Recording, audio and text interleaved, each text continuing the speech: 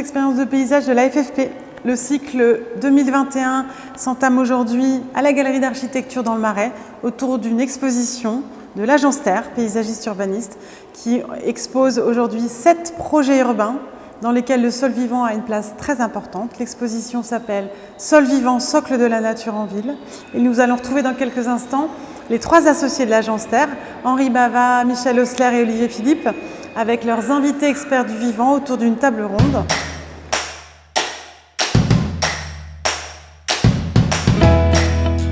Nos invités ce matin sont Gilles Gallinet, géologue naturaliste qui travaille beaucoup avec l'Agence Terre, Nathalie Denoblet qui s'intéresse de plus en plus aux paysagistes, qui est bioclimatologue, et le grand Emmanuel Ecochia, philosophe des métamorphoses. Merci à tous.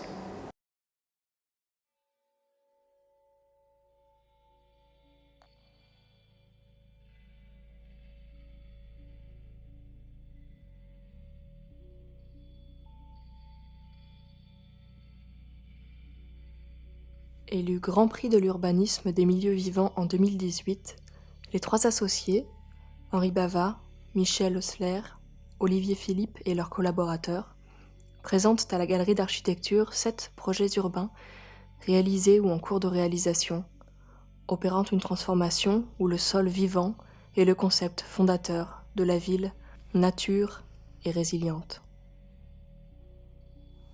Le sol est une ressource au croisement de nombreuses disciplines du vivant et source de création pour les paysagistes concepteurs. L'exposition est l'occasion pour l'Agence Terre de partager des objectifs communs.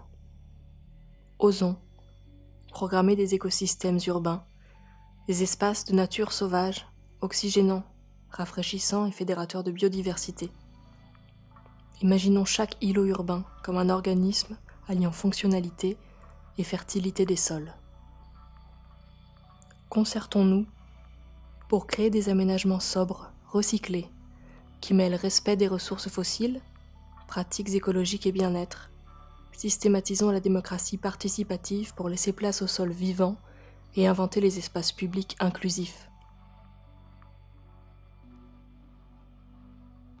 Composons les paysages de l'eau de demain, révélant en ville comme dans les territoires l'identité et la géohistoire des sites, aménageant les quartiers, villes et villages comme des machines hydrauliques répondant aux défis climatiques.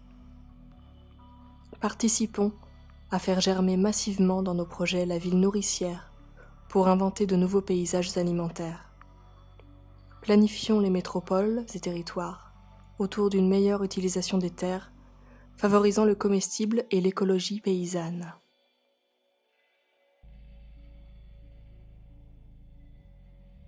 La coupe animée est le médium central de l'exposition. Symbole de l'horizon, elle évoque l'enchaînement des paysages et la dimension territoriale du métier de paysagiste urbaniste. Animée, elle affirme les milieux, la biodiversité et le climat, des strates invisibles du sous-sol à la biosphère. Nous souhaitons transmettre ici l'importance des espaces de vie urbains, qui sont, comme dans les territoires, en prise directe avec le climat, le défilé des saisons, l'impact du temps et des intempéries, et l'anticipation des risques climatiques et sanitaires.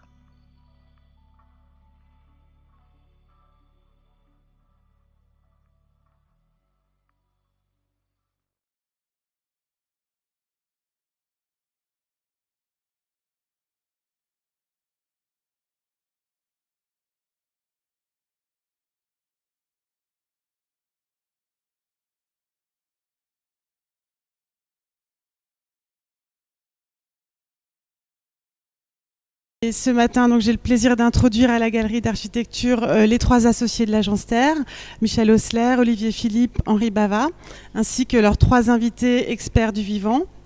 Gilles Gallinet, qui est géologue naturaliste, qui travaille depuis de longue date avec l'Agence Terre. Emmanuel Ecochia, philosophe, maître de conférences à l'École des hautes études sociales. Qui a donc écrit de nombreux ouvrages et qui s'intéresse, je pense, à notre travail, les paysagistes. Et Nathalie Denoblet, qui est bioclimatologue et qui est directrice de recherche aussi sur sciences, climat et environnement. à Saclay, et qui elle aussi côtoie les paysagistes depuis quelque temps, avec notamment l'école du paysage de Versailles. Dans la salle ce matin sont présents nos partenaires ProUrba avec qui nous organisons ces conférences, tout le staff de montage pour organiser ce live, Charline et Karima de l'agence Terre qui sont les piliers aussi de cette exposition, ainsi que Diane et Muriel de la galerie. Donc on a à peu près 2 heures devant nous pour échanger autour de cette exposition, autour de vos projets et de vos travaux respectifs à chacun. Je vous ai proposé donc de séquencer un peu la séance en 3 temps avec 2 duos, donc un paysagiste, un expert. Donc on va commencer par Michel Osler et Gilles Gallinet autour du sol vivant, base de la biodiversité, on va dire, puisque dans cette exposition est présenté notamment un des projets dans lequel le peuple de l'herbe a une place importante. Donc l'idée, c'était de vous faire parler de ce peuple de l'herbe chacun à votre tour. Toi, Michel, tu attaches dans tes projets une attention particulière au bien commun. Donc est-ce qu'il y a un lien entre peuple de l'herbe et bien commun? Voilà, c'est une manière un peu de lancer ton discours. Merci Béatrice. Effectivement, avant de commencer à développer sur cette question du bien commun, qui est une notion qui est très importante à l'agence Terre, j'ai retrouvé une citation de Michel de Certeau que j'ai appliquée non pas au lieu, qui était sa description, mais au sol vivant. Et ça dirait « Les sols vivants sont des histoires fragmentaires et repliées, des passés volés à la lisibilité par autrui, des temps empilés qui peuvent se déplier, mais qui sont là plutôt comme des récits en attente. » Et que je trouve que cette définition, elle correspond tout à fait à la fois à notre travail de paysagiste, c'est la mise en espace de ces récits que je trouve extrêmement intéressant, et comment faire appel dans la transformation de ces espaces au mécanisme du vivant. Pour autant, il faut qu'on puisse être en capacité de mobiliser ces mécanismes du vivant. Et ce qui frappe dans cette exposition, qui présente 7 projets en gros de la dernière décennie de production de l'agence Terre, c'est l'ingratitude des sols qui étaient mis à notre disposition. Il y a 4 sites, il y a 2 sites dédiés à l'automobile, qui étaient des sols dédiés complètement à l'automobile, Détroit et Barcelone. Il y a 4 sites post-industriels. Shanghai, qui était un site portuaire, Strasbourg, qui était aussi un port fluvial, et qu'il est toujours, d'ailleurs, il continue à fonctionner à côté des quartiers qu'on essaye d'y développer, et puis 2 sites industriels, Renault à Boulogne-Billancourt et Alstom à Saint-Ouen, qui sont devenus des parcs. Et même le dernier, le rescapé, celui de Carrières-sous-Poissy, qui pourrait s'approcher le plus peut-être d'un site naturel, est en fait un site qui a été complètement anthropisé, puisque ça a été pendant longtemps des carrières d'extraction de granulats. Donc les plus de 100 hectares sur lesquels nous sommes intervenus ont été complètement creusés.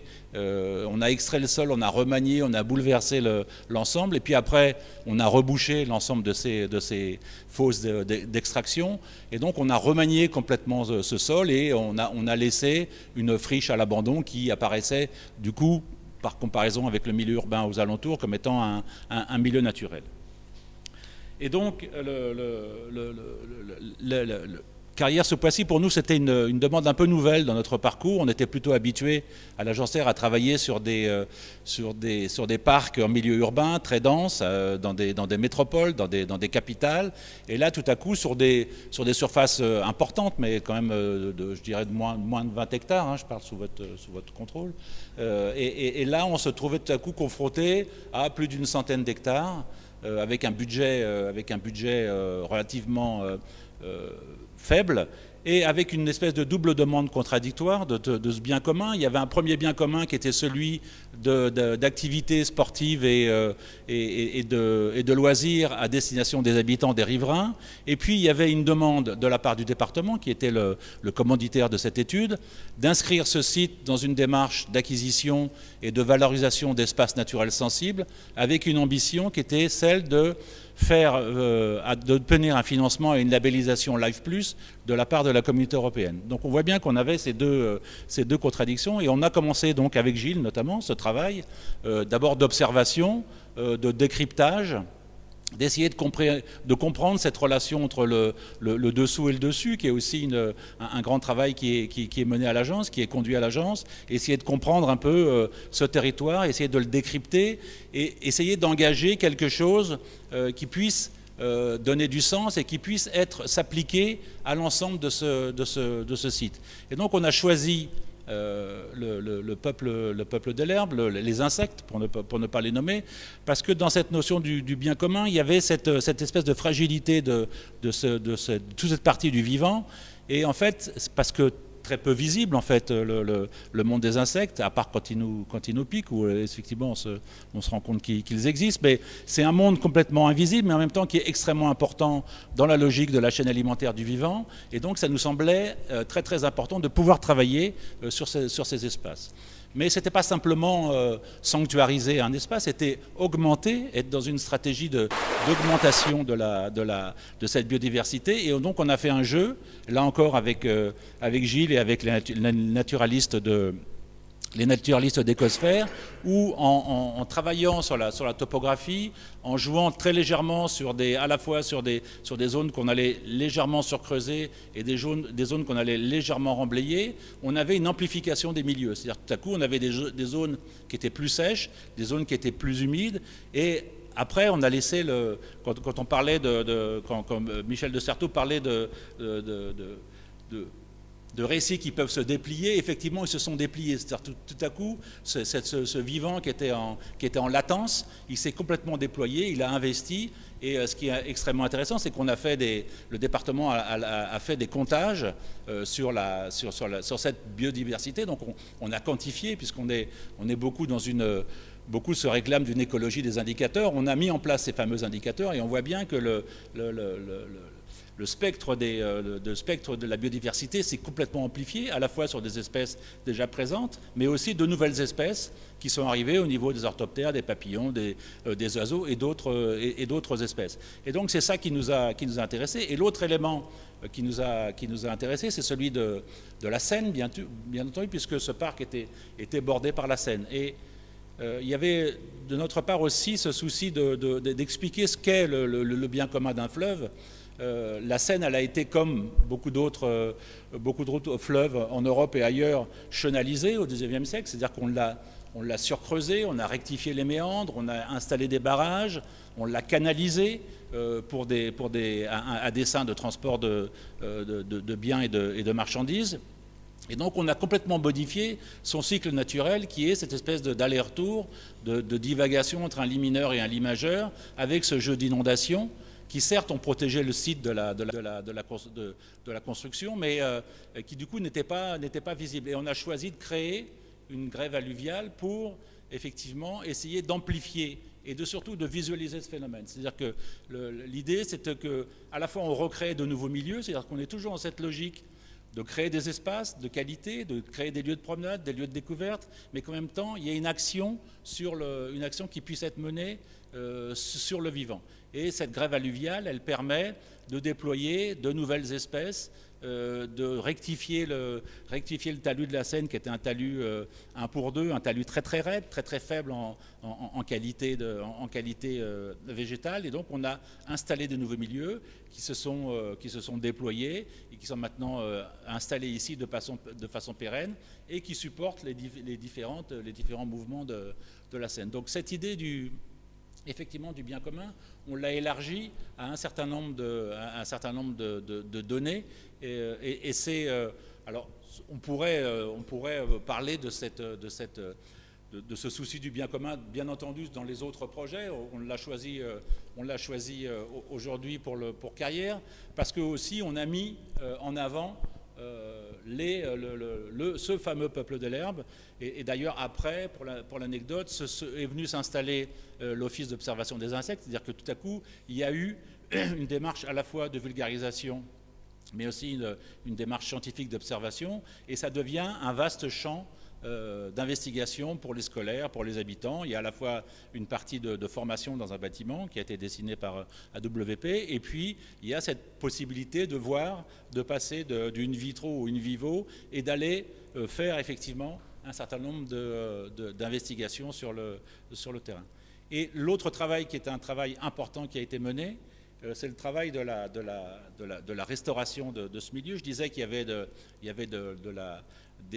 ça a été pendant un temps, pendant une vingtaine d'années, une trentaine d'années, une décharge à ciel ouvert, à une époque où les décharges étaient beaucoup moins contrôlées qu'aujourd'hui, et on s'est retrouvé avec un certain nombre de déchets, et ça a été l'occasion ici, comme dans d'autres projets qu'on mène avec Gilles, notamment à Ucange dans la vallée de la Fensch, d'imaginer des processus de phytoremédiation ou d'autres processus qui vont permettre d'utiliser le vivant comme étant un facteur de résilience de ces sols, d'amélioration de ces sols ou de cicatrisation de ces sols, comme est le concept qu'on essaye de développer à Liège en Belgique sur la reconstruction de sites industriels, dans une logique effectivement où on va utiliser ces sols dans une stratégie de remédiation et faire réinstaller de manière un peu permanente le vivant.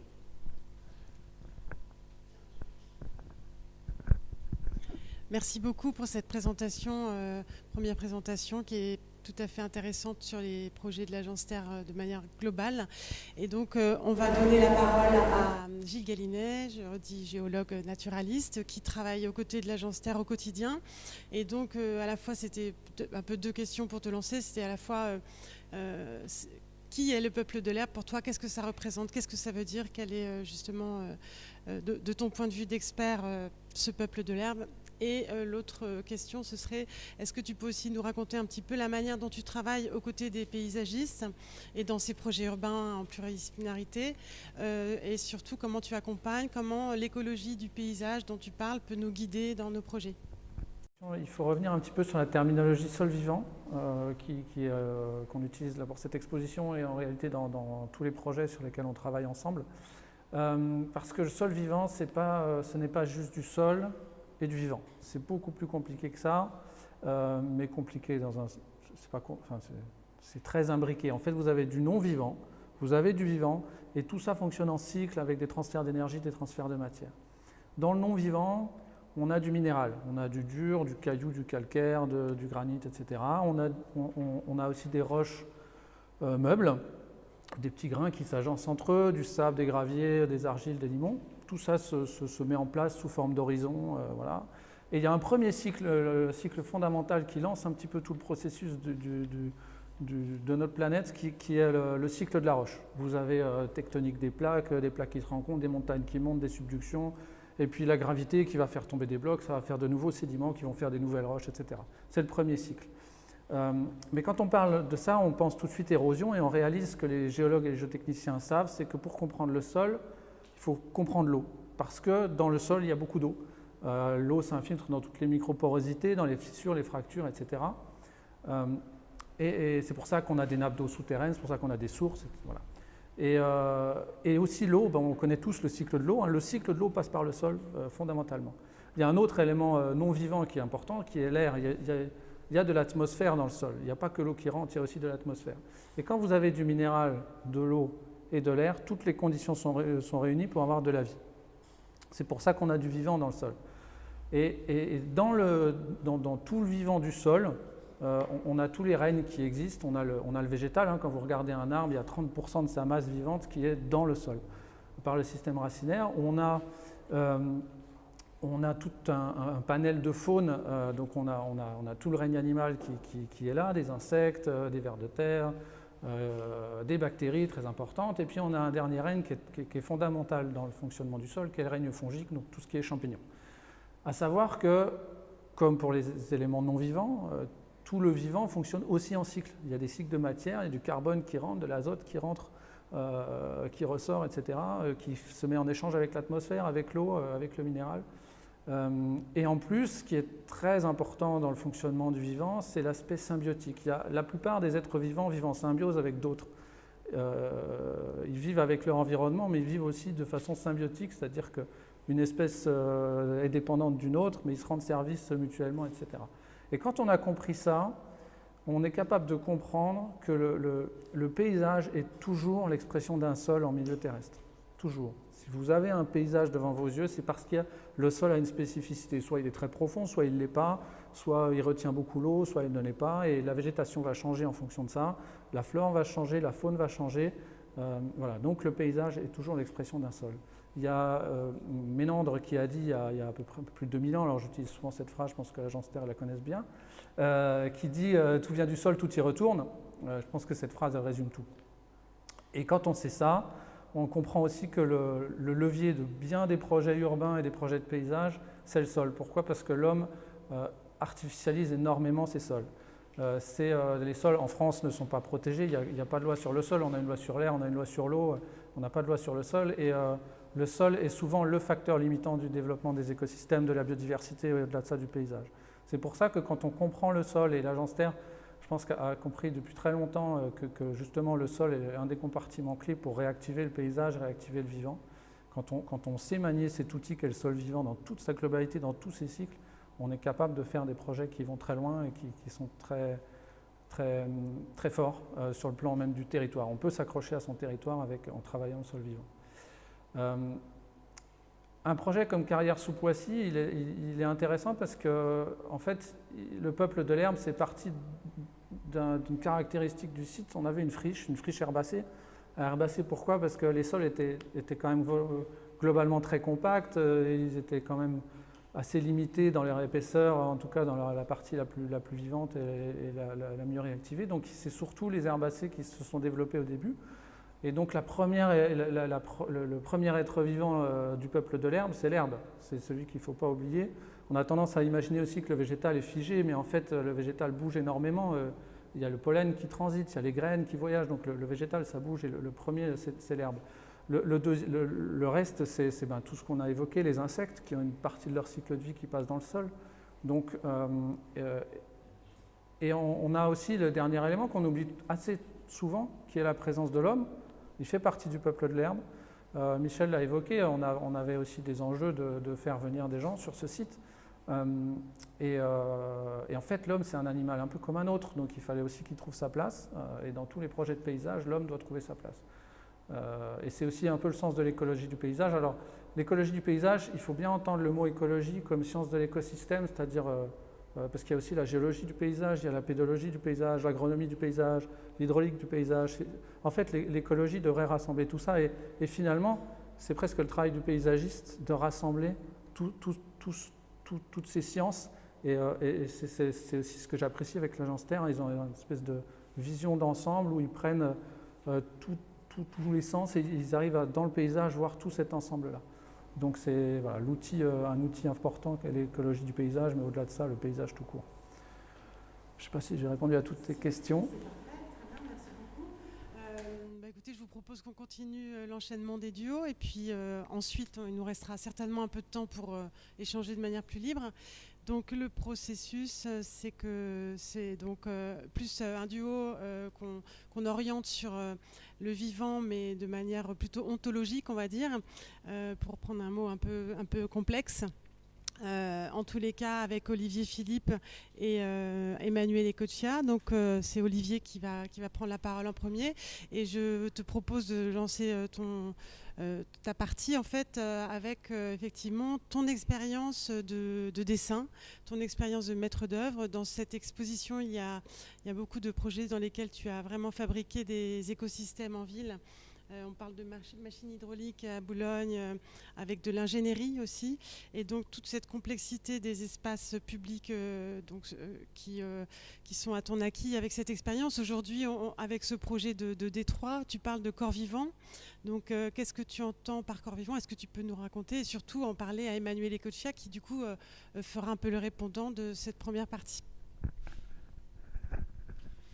Oui, alors le corps vivant, ça vient d'une discussion que j'avais eue avec sur le projet de Détroit avec notre associé local, donc Agnès Sirotin, qui enseigne à l'Université du Michigan et qui m'a dit oui, mais alors il y a une école, l'école de Chicago, rien à voir avec l'ultralibéralisme de Friedman, ni avec l'école d'architecture de Sullivan et Burnham, qui explique un peu la ville comme un corps vivant et qui a démarré d'abord.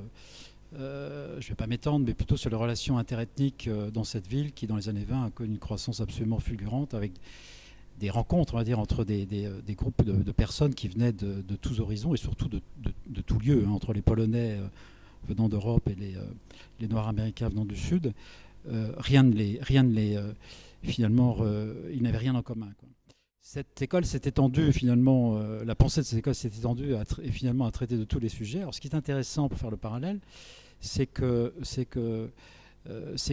s'inspirait quand même de ce qui se passe dans la nature. C'est tous les mouvements de compétition, d'exclusion, finalement d'accommodation, de symbiose, etc. Ça a inspiré, donc le cycle de la nature inspirait finalement la pensée de cette école. Et puis, finalement, on a aussi, j'ai cru comprendre que c'était la naissance de l'écologie urbaine, bien qu'il n'y avait jamais d'écologie au sens scientifique du terme dans cette école. Et donc, si on en vient simplement parce qu'elle traitait de tous les sujets, y compris de la santé, donc des questions de pollution aussi, etc., d'accès aux espaces verts, et enfin, l'ensemble des sujets qui traitent de la vie. Ce qui est intéressant, c'est qu'ensuite, l'écologie urbaine, elle développe donc l'angle d'entrée. C'est toujours la même transversalité, mais l'angle d'entrée est plutôt la question de la biodiversité et de la nature en ville, avec quand même une pensée, au moins au début, très anthropocentrée, c'est-à-dire qu'on s'intéressait beaucoup aux services écosystémiques, hein, plus qu'à la nature elle-même. Et puis le dernier acte finalement de ce mouvement, c'est effectivement, on a considéré que la nature avait peut-être un droit d'existence pour elle-même et qu'il fallait changer les relations. Donc dans un projet, on a utilisé une citation, enfin on a cité Tim Ingold, donc, qui dit qu'on est à l'aube finalement d'une sorte de nouvelle relation avec la nature, une réconciliation avec la nature. Voilà. Et donc ce qui est assez étonnant, c'est de voir comment nous, dans notre pratique, on a finalement suivi, parfois je trouve modestement devancé certaines, en tout cas en termes d'application et de développement, une partie de ce mouvement général. Peut-être que l'expérience de la Guyane a été une expérience intéressante. Alors Michel a vécu très longtemps, et donc lui, il pourrait en parler mieux que nous, mais nous on y allait régulièrement avec Henri, et très souvent on venait une semaine et on repartait le dimanche soir. Et donc Michel nous emmenait souvent en forêt le samedi, et le dimanche, on partait le dimanche soir. Et donc dormir dans l'avion, mal, mais dormir quand même, et se réveiller tout d'un coup dans la métropole parisienne, en sortant de la forêt où on sentait bien qu'on était invité, on entendait des singes hurleurs toute la nuit. C'était un choc terrible. Moi, je me souviens précisément d'un matin revenant de Guyane où j'étais directement au rendez-vous pour le concours de Vincennes, et je suis tombé nez à nez avec des singes. Il pleuvait, il faisait froid, des singes qui étaient d'une tristesse épouvantable. Personnellement, ça m'a fait un choc terrible. Tout d'un coup, j'ai compris que il y avait un problème. Il y avait quand même un vrai problème. On avait été trop loin. Voilà. Alors, si on s'intéresse après, finalement, alors on pourrait citer plein de projets, mais peut-être que pour moi, là, en tout cas, le premier projet qui s'est intéressé finalement plutôt au service écosystémique, et qui est peut-être avant l'heure un premier projet d'écoquartier, c'est le bois habité à Lille, hein, donc qui fait partie d'Euralille 2. Et le bois habité à Lille, c'était, pour faire simple, hein, c'était l'ancien site de la foire de Lille, donc c'était un grand regard en tôle et un parking avec que du bitume, donc pas un arbre, et un bitume en mauvais état en plus. Et donc l'idée, finalement, ça a été de faire un bois. C'est-à-dire, le bois habité, c'est dire, quel que soit l'horizon, quel que soit l'endroit où l'on est, qu'on soit dans sa chambre, dans sa salle de bain, dans sa cuisine, qu'on soit dans son jardin, sur sa terrasse, dans l'espace public, ce qu'on a comme horizon, c'est le bois. Le bois n'existait pas. Donc, voilà. Et donc, c'est effectivement ce qu'on a fait, parce qu'il y a plus d'un arbre par habitant. Donc, c'est un système un peu avec plusieurs strates. Globalement, on a une densité de quasiment 120 logements à l'hectare, ce qui est assez dense, et quand même 50% de sol perméable et fertile.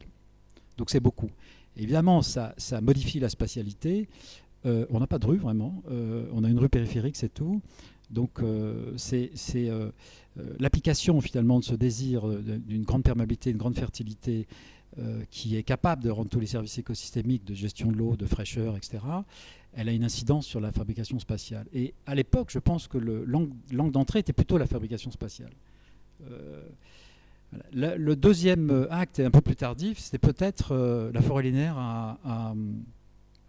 dans le nord-est parisien, où tout d'un coup on a dit un tiers de cette forêt ne sera pas accessible à l'homme. Alors, ce qui nous intéressait, c'est d'établir un corridor entre les canaux, le parc de la Villette et les faisceaux ferrés, sachant que ce sont des milieux qui sont totalement différents et qui ont des possibilités d'échange qui aujourd'hui sont quasiment impossibles. Et que si on ouvrait tout finalement à l'usage de l'homme, on avait des doutes sur cette capacité du corridor. Dire tout d'un coup, on extrait de la ville de l'usage à l'usage de l'homme un tiers d'une surface, dans un endroit où déjà l'espace extérieur était en compétition avec la nécessité de produire de logements, c'est quelque chose qui était assez difficile. Et on a pas réalisé, nous, la première partie, puisqu'on était dans l'équipe de maîtrise d'œuvre urbaine, mais pendant 7 ans, on s'occupait de la mise en place et on a lutté pour essayer de gagner, de ne pas perdre trop de mètres linéaires le long de... Voilà. Et donc, je me souviens de Jean-Pierre Caffé, qui était l'adjoint de l'urbanisme à l'époque, qui avait dit « Mais comment voulez-vous que j'explique aux gens qu'un tiers de leur espace, de l'espace qui va être l'espace vert, pour faire simple, va pas pouvoir être utilisé ?» Et là, on revient en plus avec tous les fantasmes de la forêt, parce que, voilà, donc bien décrite par Robert Harrison dans son essai sur l'imaginaire occidental dans la forêt, de la forêt. C'est à la fois l'enfer et le paradis, donc une discussion assez longue sur cette question. Barcelone, qui est ici présenté, peut-être un autre axe, c'est-à-dire qu'on a là Barcelone, le projet de Barcelone, il est au croisement des grands axes de Barcelone. Donc ces grands axes qui superposent à la trame de Cerdà, qui est une trame régulière avec des blocs de 113 mètres de côté. Voilà, je ne vais pas décrire. Ces trois axes ont une intelligence, un lien très fort à la géographie, parce que l'un va de rivière à rivière, parallèlement à la mer, et les deux autres vont de mer à montagne de manière biaise, comme ça. Et ce projet est au centre. Donc c'est éventré un temps un carrefour routier, d'abord un plat de nouilles, un échangeur dessiné par un ingénieur très laid. Ensuite, et c'est peut-être là l'apogée finalement de l'idée de la modernité et de la voiture comme summum finalement de l'urbanité, avec un échangeur très bien dessiné, circulaire, sur 2 niveaux, et un parc à l'intérieur qui n'a jamais marché, bien sûr. Voilà. Donc, et en même temps, il y a les flux automobiles, et puis il y a tous les réseaux en dessous, il y a le train, il y a le métro, et même le tram maintenant. C'est donc pour nous, il fallait inventer cette hérédité qui tentait finalement de trouver une synergie et une cohabitation entre une présence active de la nature qui puisse se diffuser, qui elle aussi puisse se répandre sur les grands axes, et des usages liés à la ville. Voilà. Donc on a une hypothèse de sol continu avec un système de sol continu qui permet d'aller dans toutes les directions. Une canopée, donc qui mettra un peu de temps à s'installer sur plusieurs canopées d'arbres, sur plusieurs strates. Et puis un système de cellules qu'on appelait des nodes, qui sont soit programmés et fermés, donc comme des jeux, etc., ou des lieux sportifs. Et puis des nodes qu'on appelait nodes de biodiversité, qui ont un diamètre de 30, 40, 50 mètres, qui sont clos aussi. Le principal prédateur en ville de la biodiversité, c'est même pas le chien, c'est le chat. On a appris ça. Donc c'est vraiment hermétiquement clos, transparent, mais hermétiquement clos.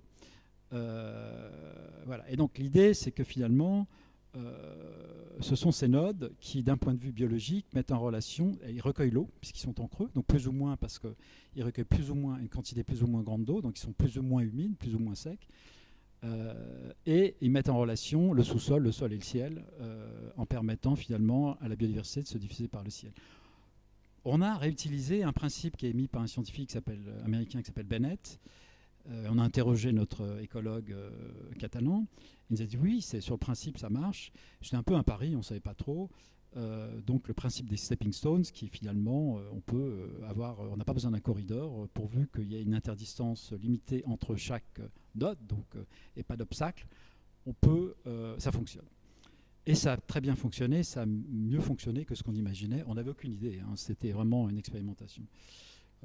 Voilà. Et donc, les usages de la ville, par ailleurs, se développent en même temps, parce que le sol est un sol continu, il y a un certain nombre d'activités. C'est un des plus grands pôles multimodaux de Barcelone, parce qu'on a le tram, 3 lignes de tram, 2 pour l'instant, 3 demain, les bus et le métro. Voilà. Détroit, donc là, c'est vraiment la fabrication de cette hybridité et de la mise en place d'une nature en ville qui soit, elle aussi, capable de se diffuser. Il y a les grillons qui se déplacent le soir, ils vont se promener et ils se déplacent sur les axes et les gens râlent la nuit parce que non seulement ils ont le bruit des voitures encore présentes sur les axes et en plus les grillons, mais ça fonctionne. Voilà. Détroit, c'est un peu différent. Détroit, on est plus dans finalement une hybridité qui fonctionne plus en parallèle. Le principe de Détroit, c'est le district culturel qui a 12 institutions, dont une très grosse institution. Il y a des problèmes raciaux interethniques, donc raciaux très extrêmement présents aux États-Unis en général et à Détroit en particulier, pour des raisons que vous connaissez. Et donc ces institutions sont inégalitaires dans leur taille, inégales dans leur taille, inégalitaires dans leur accès et inégales dans leur bien sûr capacité de développement, etc. Et donc l'idée finalement c'est d'en faire un district, donc finalement de supprimer les rues parce qu'on est dans un système régulier à damier, hein, comme partout, c'est la trame américaine, hein, donc voilà, de transformer les voies en espaces piétons. Et donc l'hypothèse c'est qu'on a une sorte de grand, on appelle ça le square, donc une sorte de grand rectangle que vous voyez ici sur l'image, qui dessert toutes les institutions de manière égalitaire. L'idée, c'est d'abord d'apporter de l'égalité, finalement, une égalité d'accès à toutes les institutions. Donc, je ne vais pas rentrer dans le détail de cette dimension-là. Il y avait l'idée aussi de mettre toutes les fonctions qui étaient plutôt à l'intérieur, comme les restaurants, cafés, etc., bookshop, en lisière pour que ça alimente cette partie partagée, où il y a des expositions partagées aussi.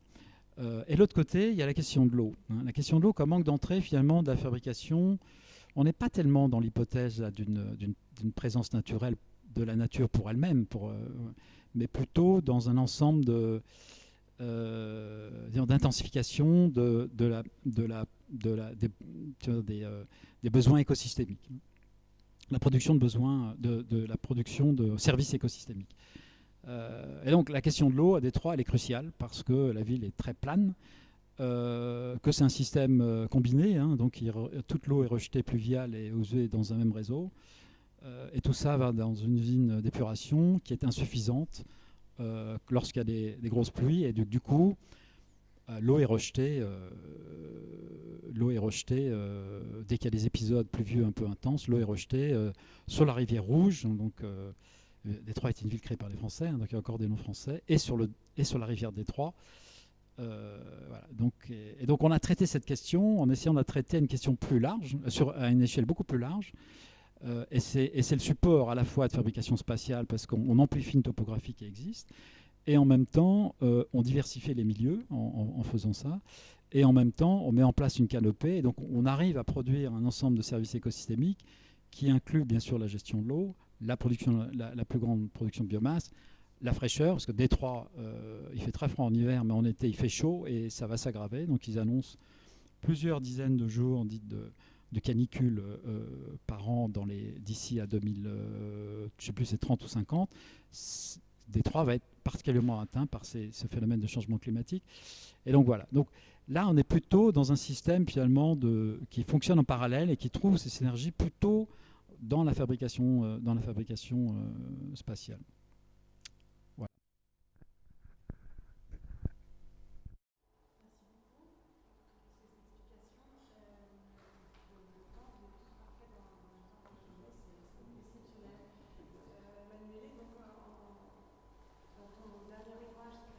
Dont je voulais introduire ton discours, mais tu seras très libre.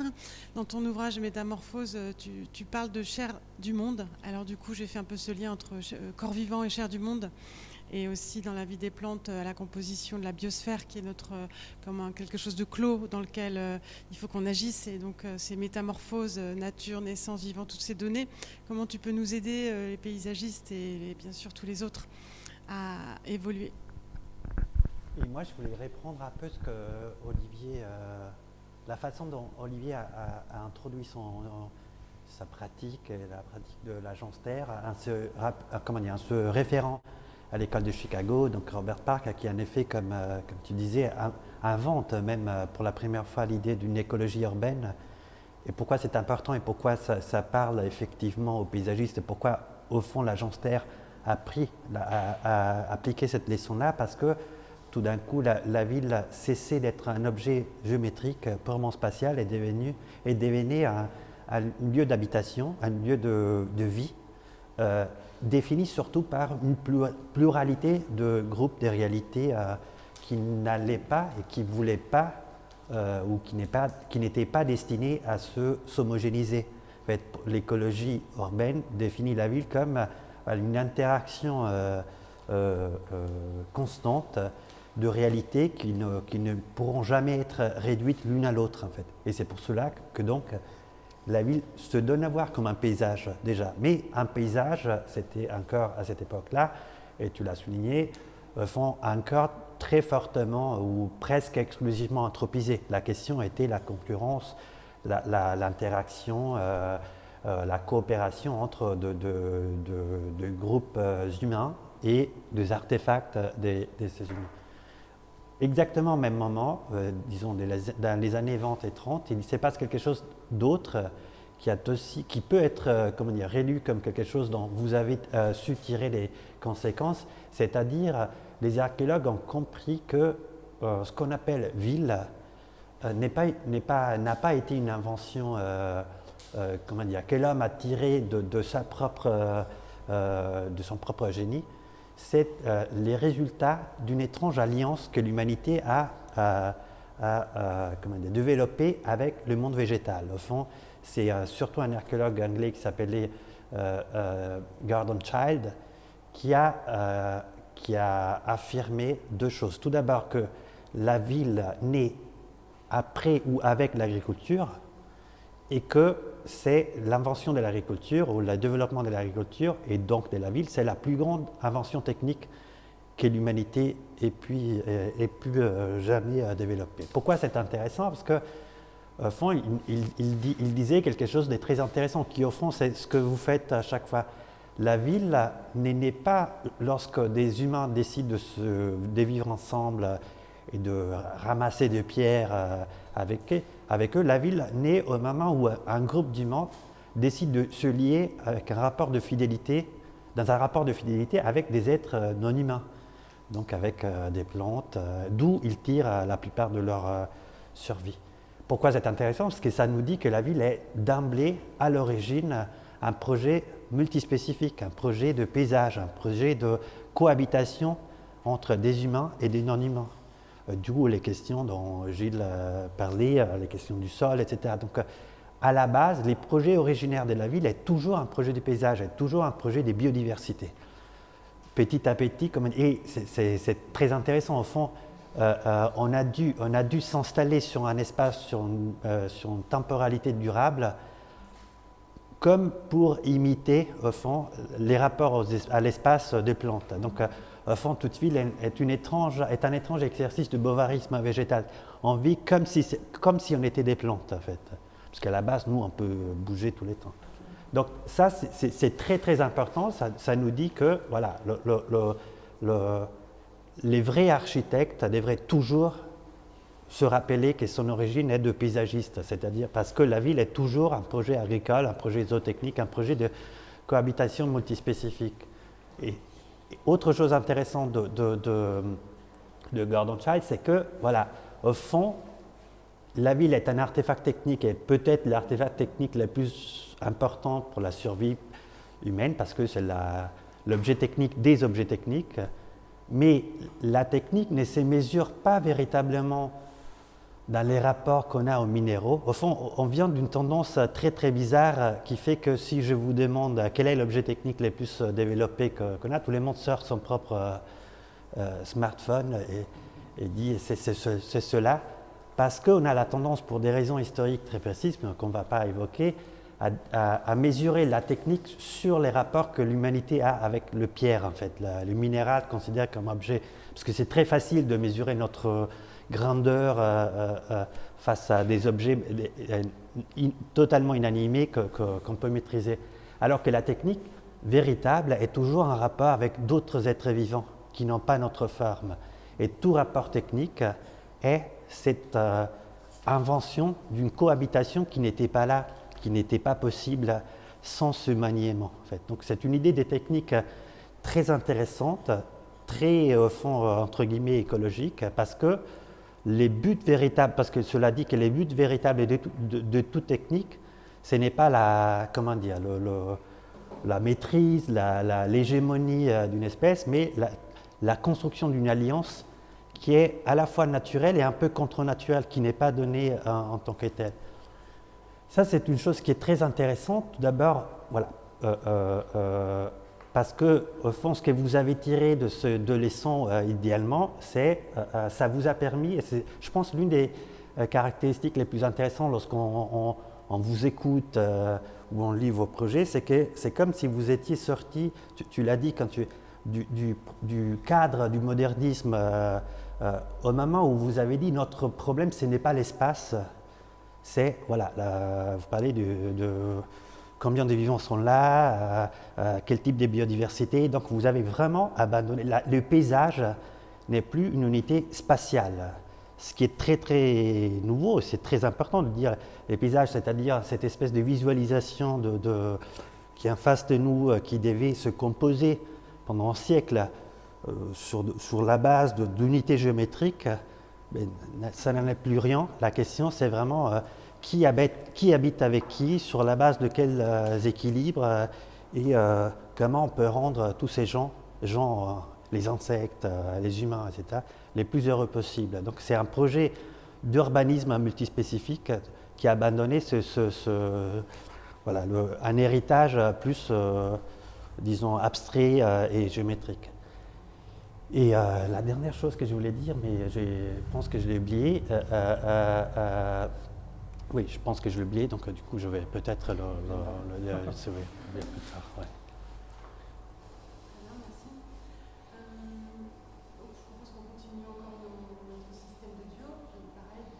Questions à poser ou des choses à préciser tout à l'heure.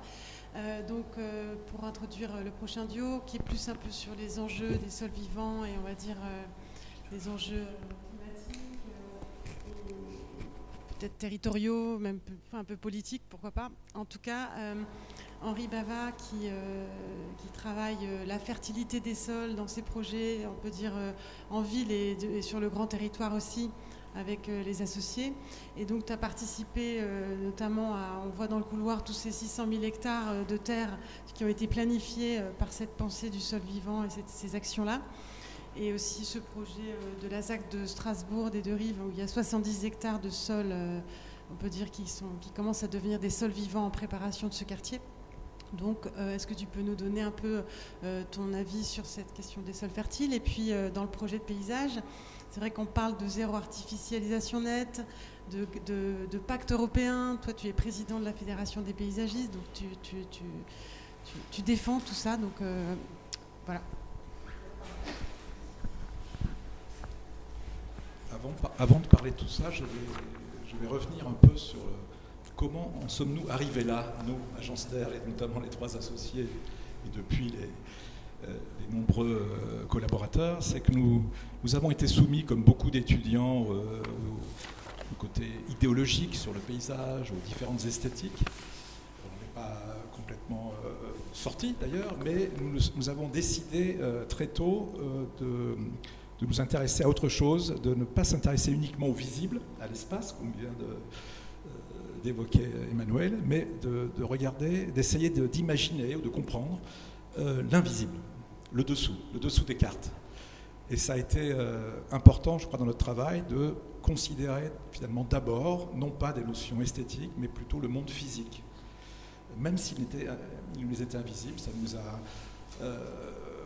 ça nous a entraînés à étudier, à regarder des cartographies, à travailler le dessous par des coupes notamment, d'où cette exposition, parce que finalement, après énormément de projets au cours des, enfin, je ne sais plus combien, plus de 30 années, 36, d'accord, au-delà de ces 36 années de travail, on peut considérer que dès le départ, la notion du sol et du socle était présente comme fondateur de chaque projet, avant même que les notions esthétiques, encore une fois, et autres. Et donc, on a, plutôt que de conserver cette idée ou de garder secrète, je dirais, cette notion de sol et de support, on a décidé aujourd'hui de la présenter comme le sujet de l'exposition. C'est le sujet de tous nos projets qui sont présents ici, les 7 projets qu'évoquait tout à l'heure Olivier, et ils sont présentés sous forme de coupes animées, avec une sorte de niveau intermédiaire et puis d'échanges énormes entre multiples et variés, entre le vivant, le dessous, le dessus. Chaque projet peut être résumé simplement par ces échanges, en fait, qui recréent ce qu'on a appelé très récemment l'urbanisme des milieux vivants. On ne parle pas uniquement de faune et de flore, on parle effectivement des hommes, d'une société humaine qui prend place et que l'ensemble du projet autorise les interactions plutôt que de les freiner et de faire en sorte que ces interactions puissent exister, se développer côte à côte. Il y a des frictions, bien entendu, mais tout l'objet de notre travail d'urbaniste, parce que finalement nous sommes devenus urbanistes, à force d'être paysagistes, concepteurs, nous développons des projets urbains à différentes échelles. C'est comment organiser finalement ces milieux de vie de manière concomitante, parfois qui s'entretiennent l'un l'autre, avec certaines difficultés, certains conflits, mais on se rend compte très vite qu'on peut résoudre les conflits, d'autant plus que cet objet du sol vivant, et donc de l'écologie urbaine, de la faune et la flore en ville, de la biodiversité, est un phénomène partagé très largement par toutes les populations qu'on rencontre. Il y a une demande sociale de nature en ville.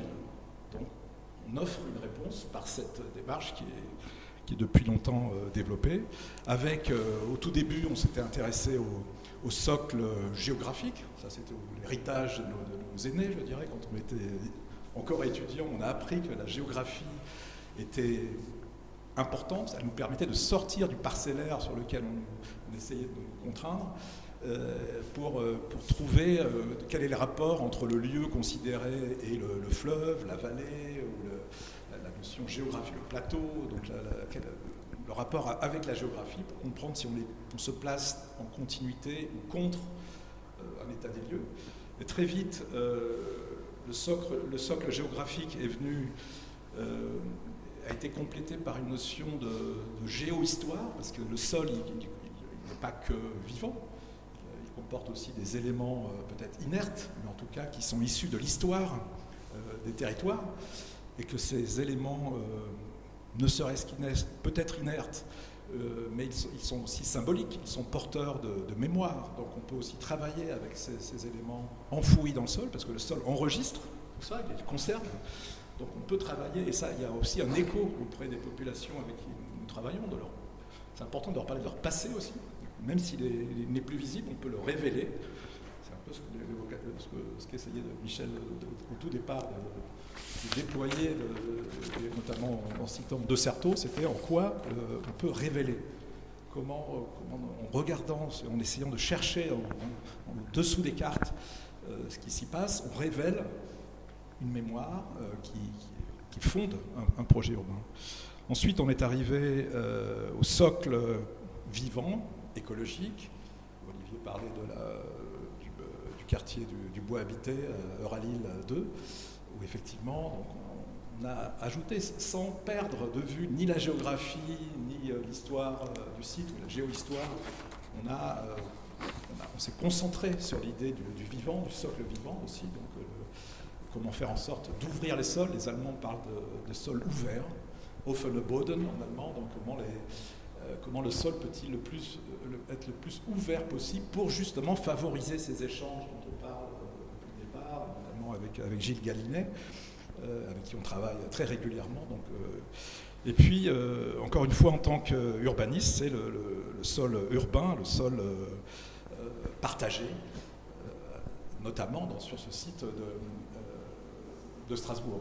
Donc, notre entrée en matière était simple, c'était de sortir encore une fois de l'échelle, même ne serait-ce que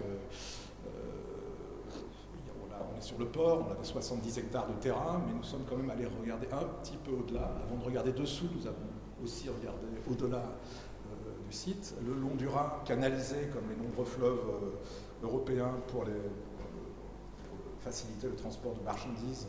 On a peu de sites encore naturels, mais il se trouve qu'au nord et au sud de notre territoire, au nord et au sud du port de Strasbourg, nous avons des forêts alluviales. Une forêt au nord qui s'appelle la Robertsau et une forêt au sud, celle du Neuhof.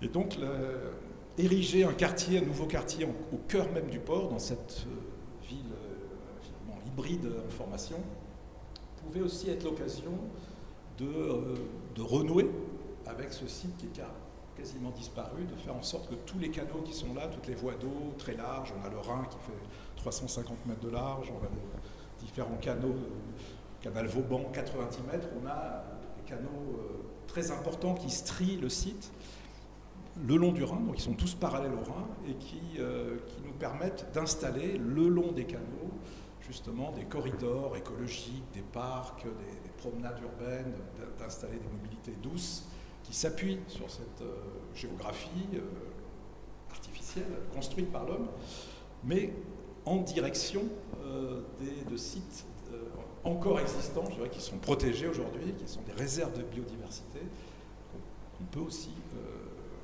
connecter. Alors là, on n'est plus dans le stepping stone qu'évoquait Olivier, on est dans la création de continuité grâce à un quartier, grâce à un nouveau quartier. Et aussi, le dessous, on est dans un espace portuaire avec des plateformes stériles. Regardons ce qu'il se passe dessous.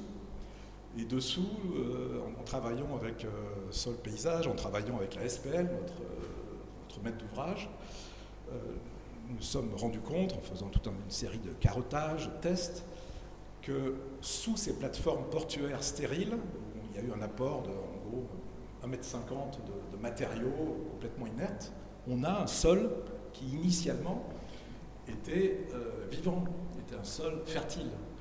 Et en replaçant ce sol du dessous au-dessus, et en l'amendant largement, en le réanimant, comme on réanime quelqu'un qui a failli se noyer finalement, il faut réanimer ce sol. Ça dure 1 an et demi à peu près, pour qu'il retrouve des facultés de fertilité, qu'il puisse à nouveau porter la vie.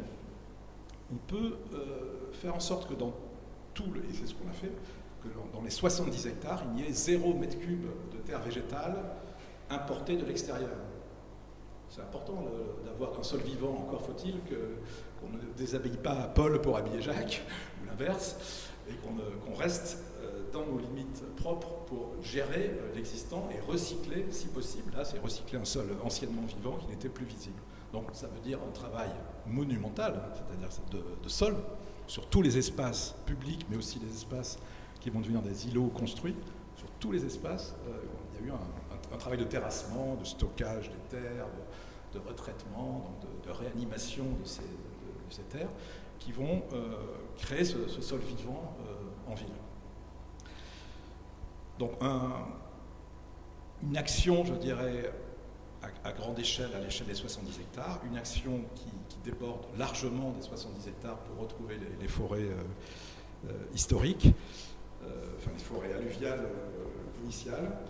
Donc c'est ce qui nous motive finalement pour générer un nouveau mode d'habiter et de pratique de l'espace public dans ce quartier, où il ne s'agit pas uniquement de placer la nature en ville, il s'agit aussi de faire en sorte, là on parle un petit peu plus climat peut-être, c'est de faire en sorte que, un peu comme Michel Collot disait, il faut faire en sorte d'inciter les gens à aimer leur lieu de vie, à rester dans les lieux où de vouloir habiter les lieux où ils résident plutôt que de les fuir.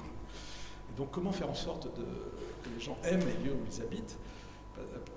C'est la partie importante, de retrouver cette nature en ville, mais aussi retrouver des équipements, retrouver une ville, comme dirait Ariel Masbounji, pas chiante, une ville où on a une diversité, non seulement une biodiversité, mais une diversité d'offres culturelles, d'équipements, de services. Ça, c'est le travail des rez-de-chaussée. Donc faire en sorte que le milieu vivant s'installe dans ce sol vivant, dans cette partie, dans ces sites où l'écologie est ravivée, certes, mais aussi la ville est ravivée.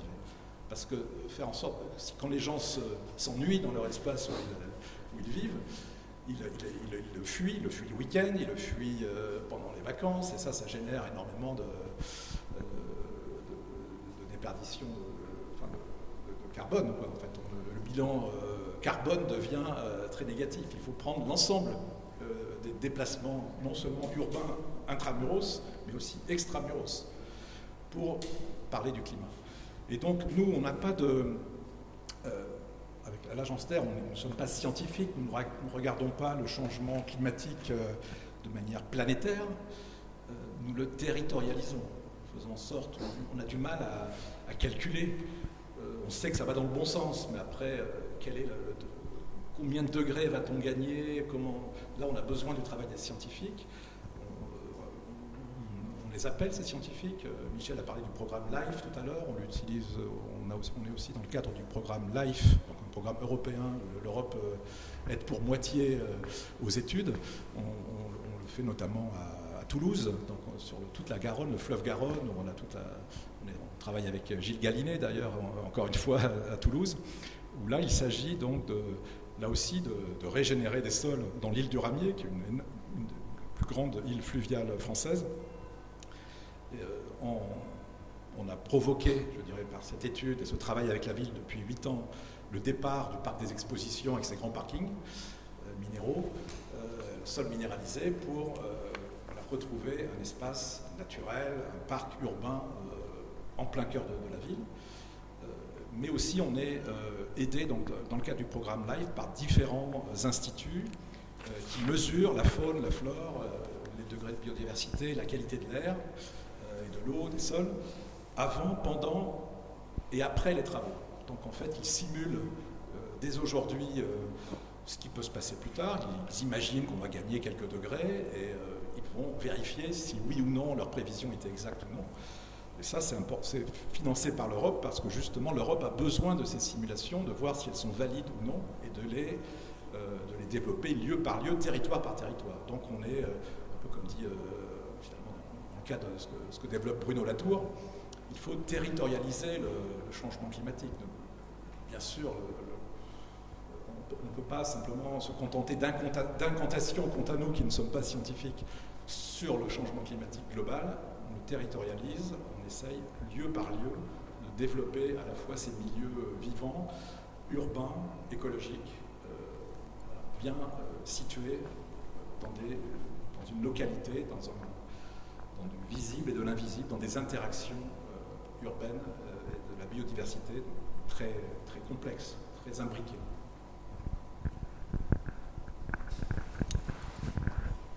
Merci beaucoup. On va donner la parole à Nathalie Denoblet qui clôture ce cercle d'hommes avec moi. Donc Nathalie, climatologue, avec les paysagistes, il y a des parallèles en fait, les deux métiers, parce qu'il y a ce travail transcalaire et puis ce dont a parlé Henri, la continuité aussi entre les territoires. Et on partage aussi, comme avec beaucoup d'autres disciplines, cette notion cette conscience du sol, de l'importance d'une meilleure utilisation des sols. Ça, c'est toi qui le dis. Je reprends ce terme que tu as écrit dans un rapport pour le GIEC sur la qualité des sols. Et donc, moi, je voulais te poser la question, qu'est-ce que tu penses de ces projets, de cette exposition, de nos travaux? Qu'est-ce que tu peux nous conseiller? Comment peut-on devenir des paysagistes climato-responsables? Merci Béatrice, merci de m'avoir invitée à À ce séminaire, je me sens un petit peu pas tout à fait à ma place, donc je vais parce que je travaille vraiment à grande échelle en général, enfin très très grande échelle spatiale, plutôt continent voire globe. Mais en fait, je voudrais revenir aux quelques défis finalement qui nous sont posés à nous, l'humanité, et à vous, paysagistes. Le défi écologique auquel je ne suis pas spécialiste, donc je l'aborderai très peu, mais surtout le défi climatique. Et la première chose que je voudrais rappeler, c'est que 50% de l'humanité vit sur 1% des terres émergées, donc les villes, sur les endroits où vous intervenez. Or, nous exploitons 70% des terres émergées. Donc Emmanuelle, tu parlais de cohabitation homme-nature. Je ne sais pas si exploiter 70% des terres émergées de la planète en vivant sur 1%, c'est une cohabitation, mais voilà, on peut éventuellement la voir comme ça. La deuxième chose qui m'interpelle, c'est, Gilles disait tout à l'heure, les paysages sont une manifestation du sol, en fait, quelque part, et du climat aussi, d'accord, et du climat sur le long terme. Le climat, il évolue avec des grandes périodicités de 100 000 ans, et le climat varie de 5 degrés Celsius à l'échelle de la planète sur plusieurs dizaines de milliers d'années. Aujourd'hui, il a pris 1 degré en 150 ans et on s'attend à 3 à 4 degrés de réchauffement en 250 ans. Pas en des dizaines de milliers d'années, en 250 ans. Donc on est vraiment sur une temporalité extrêmement rapide, sur des changements qui vont très très vite et que la planète n'a jamais connu, que nous, l'humanité, n'avons jamais connu, que vous, paysagistes, n'avez jamais connu. Donc, et on est en accélération de ce réchauffement-là. Quand on dit on prend 0,2 à 0,3 degrés tous les 10 ans, on a pris 0,3 degrés en France les 10 dernières années, mais peut-être qu'on va en prendre 0,4 dans les 10 prochaines. Donc on n'est pas sur une vitesse constante, on est sur une accélération du changement climatique. Et je pense que ça, c'est vraiment important parce que ça va forcément impacter ce que vous faites, parce que ce que vous faites dans 10 ans ou dans 20 ans, ce que vous avez installé va subir des changements qui ne sont pas ceux qui ont été connus dans le passé. Alors parmi ces bouleversements, bien sûr, il y a, je pense que les bouleversements les plus magistraux aujourd'hui, ce sont les événements extrêmes. On sait que les canicules sont de plus en plus fréquentes, de plus en plus intenses et de plus en plus longues. Et elles sont de plus en plus concordantes sur des grandes échelles spatiales. C'est-à-dire que vous pouvez avoir l'entièreté de la France en canicule par certains moments. Et ça, c'est des choses assez inédites. On sait aussi que tout ce qui est pluviométrie, nos événements pluviométriques intenses sont de plus en plus fréquents. Enfin, à chaque fois qu'il pleut de manière beaucoup plus intense. Ce sont des phénomènes physiques et ça, ce sont des choses complètement liées au changement climatique. Et le troisième point qui vous affecte aussi et qui affecte la France, ce sont les sécheresses qui sont, pareil, de plus en plus longues et de plus en plus intenses. Et ce qui est paradoxal, c'est que ce n'est pas forcément un effet de la pluviométrie, c'est un effet de la demande évaporative de l'air qui augmente très fortement. Et donc, le sol répond en évaporant, la plante transpire jusqu'au moment où elle va s'arrêter parce qu'elle aura plus d'eau et donc elle va flétrir. Et donc, tous ces phénomènes-là sont des choses, je pense, qu'il faut garder en tête. L'autre fait marquant pour moi du défi climatique, c'est donc aujourd'hui on vit nous dans des zones tempérées, la plupart de vos projets sont dans des zones tempérées, enfin en tout cas ceux qui sont exposés aujourd'hui. En zone tempérée, quelque part, on a de la chance parce qu'on peut regarder au sud et regarder où se trouve notre analogue demain. Le climat que nous aurons ici demain, on peut le trouver plus au sud aujourd'hui, donc on peut aller voir. On peut développer notre imaginaire à partir d'un existant et se dire, bon, ok, il faut que dans 20 ans, je m'adapte à ce climat-là et donc je peux construire en prévision de ces 20 ans. Vous avez des endroits dans le globe, et on estime qu'à l'horizon de la fin du XXIe siècle, il y aura peut-être 20% des terres émergées qui n'ont absolument aucun analogue aujourd'hui. Donc ils vont se retrouver, et pour l'écologue, c'est un vrai problème puisqu'on est incapable de savoir comment le vivant va réagir puisqu'il va se retrouver dans une configuration climatique inconnue aujourd'hui, totalement inconnue, et inconnue au cours du dernier million d'années. en gros. Hein. Donc, effectivement, si on va au Pliocène, on va retrouver des choses qu'on avait connues, mais je pense que c'est un peu compliqué.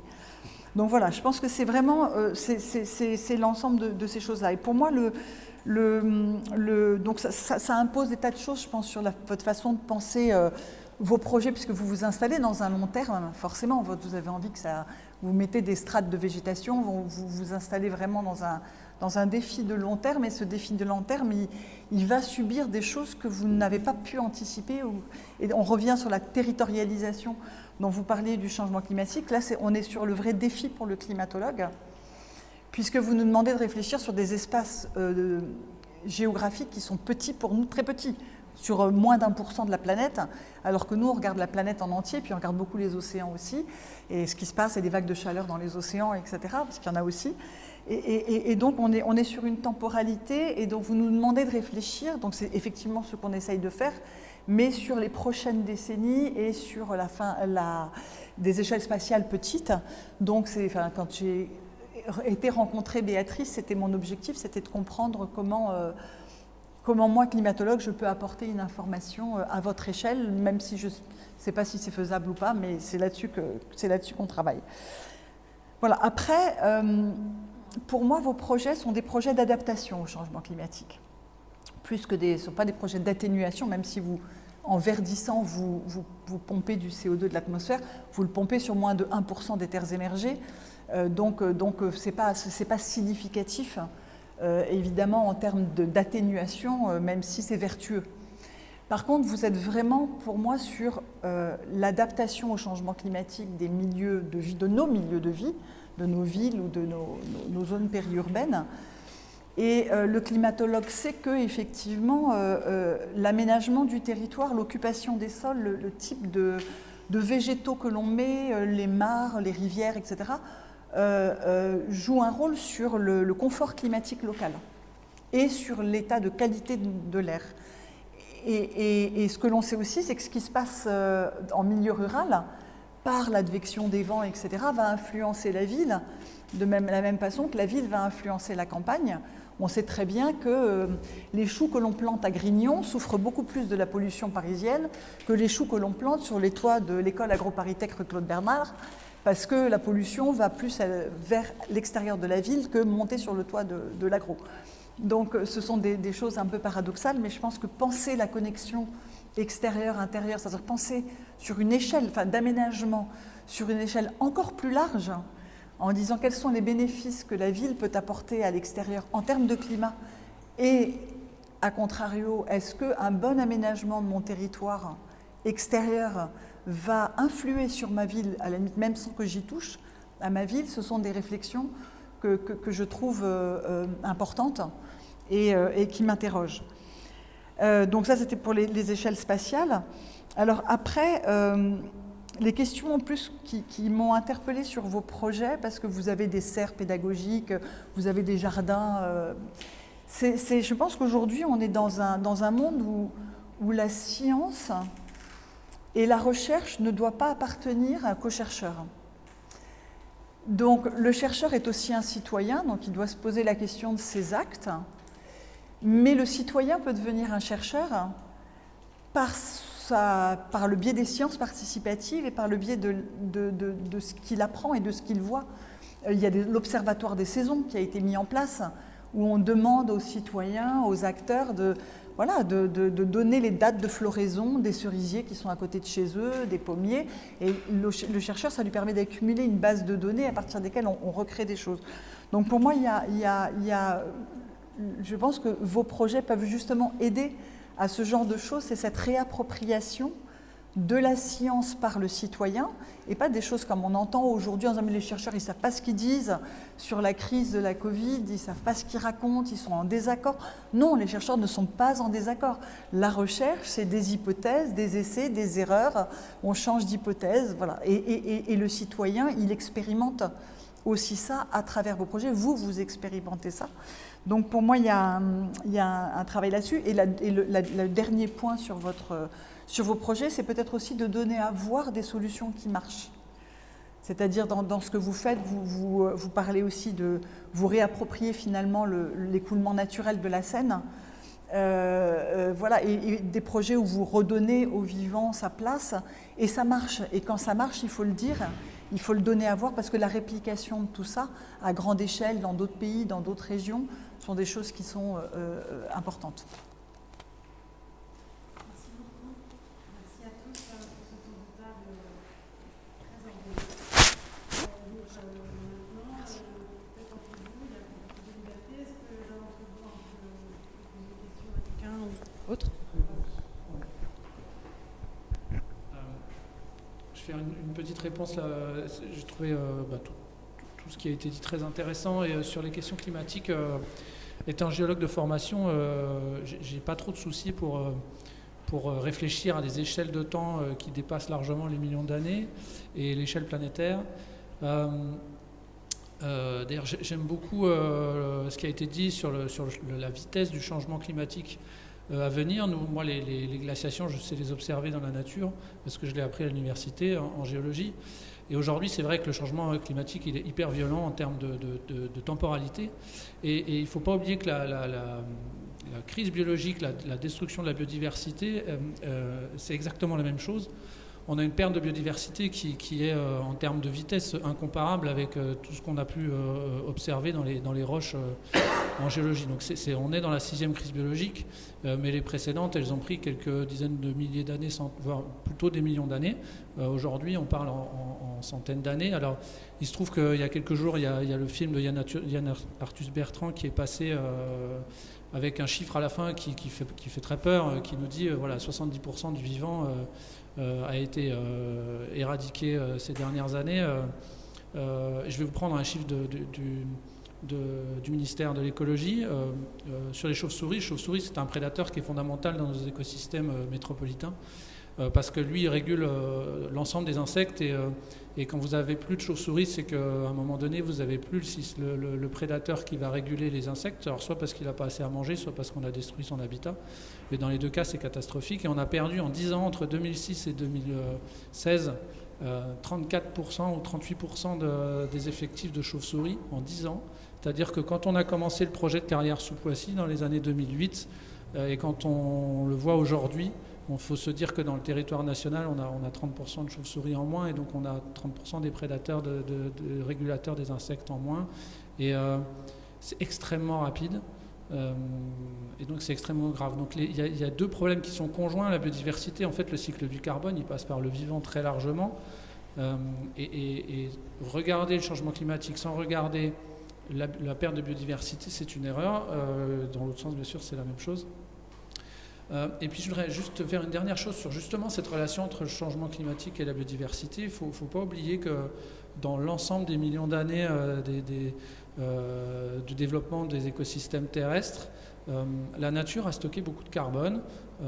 C'est-à-dire qu'il y a eu des périodes au Carbonifère pour l'Europe où il y avait une énorme explosion du vivant qui a stocké du carbone. Ça a sédimenté, ça a formé des charbons qui ont été enfouis en profondeur par le cycle de la roche. Et puis un jour, l'homme a décidé d'aller chercher pour relancer le cycle du carbone avec ce qu'on appelle les énergies fossiles, mais en fait c'est tout du végétal qui avait stocké ça en grande profondeur. Et nous on le déstocke aujourd'hui. Donc l'un des enjeux, ce serait à un moment donné d'arrêter de le déstocker et aussi de le restocker. Alors il est clair qu'à l'échelle des projets d'urbanisation sur lesquels on travaille, on n'est pas en capacité de régler tout le problème, mais voilà, c'est toute l'histoire du colibri. On fait notre part, on fait ce qu'on peut déjà à notre échelle, et c'est déjà beaucoup. Et autre élément, sur l'anticipation des changements climatiques, l'idée aussi de développer la biodiversité dans les projets de paysage, c'est d'avoir des chaînes alimentaires le plus complexes possible, et on tisse une espèce de toile entre des centaines d'espèces, et plus cette toile va être compliquée entre imbriquée, etc., plus elle va être résistante. Et même si on casse avec le changement climatique, si on casse quelques relations entre quelques espèces, c'est d'autres qui vont prendre le relais. Si on avait 3 espèces dans l'ensemble, bon voilà, il y a tout qui va disparaître. Il y a un auteur que j'aime beaucoup, un auteur de science-fiction qui est Frank Herbert, qui a écrit dans le Cerveau vert dans les années 60, il disait plus la Terre contient de formes de vie, plus la vie sous toutes ses formes est protégée. Et moi j'aime beaucoup cette citation parce qu'elle exprime vraiment ce qu'on essaie de faire dans nos projets, c'est de développer la biodiversité pour avoir une réponse et une flexibilité et anticiper ces changements pour que nos sites puissent évoluer dans le temps, même si on ne sait pas trop dans quel sens ils vont.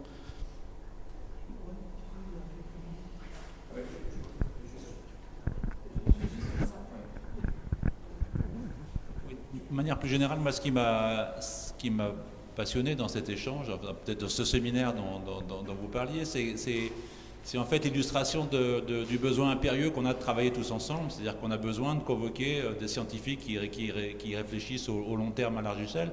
On a besoin du regard du philosophe qui recontextualise cette situation et qui n'est pas justement à regarder ce qui se passe aujourd'hui, mais qui est capable de déconstruire un petit peu ces schémas qu'on a préétablis et sur lesquels on s'appuie parfois, et puis d'une démarche effectivement d'un scientifique de terrain qui est représenté par Gilles aujourd'hui. Et cette approche, c'est quelque chose qu'on a toujours voulu défendre à l'agence.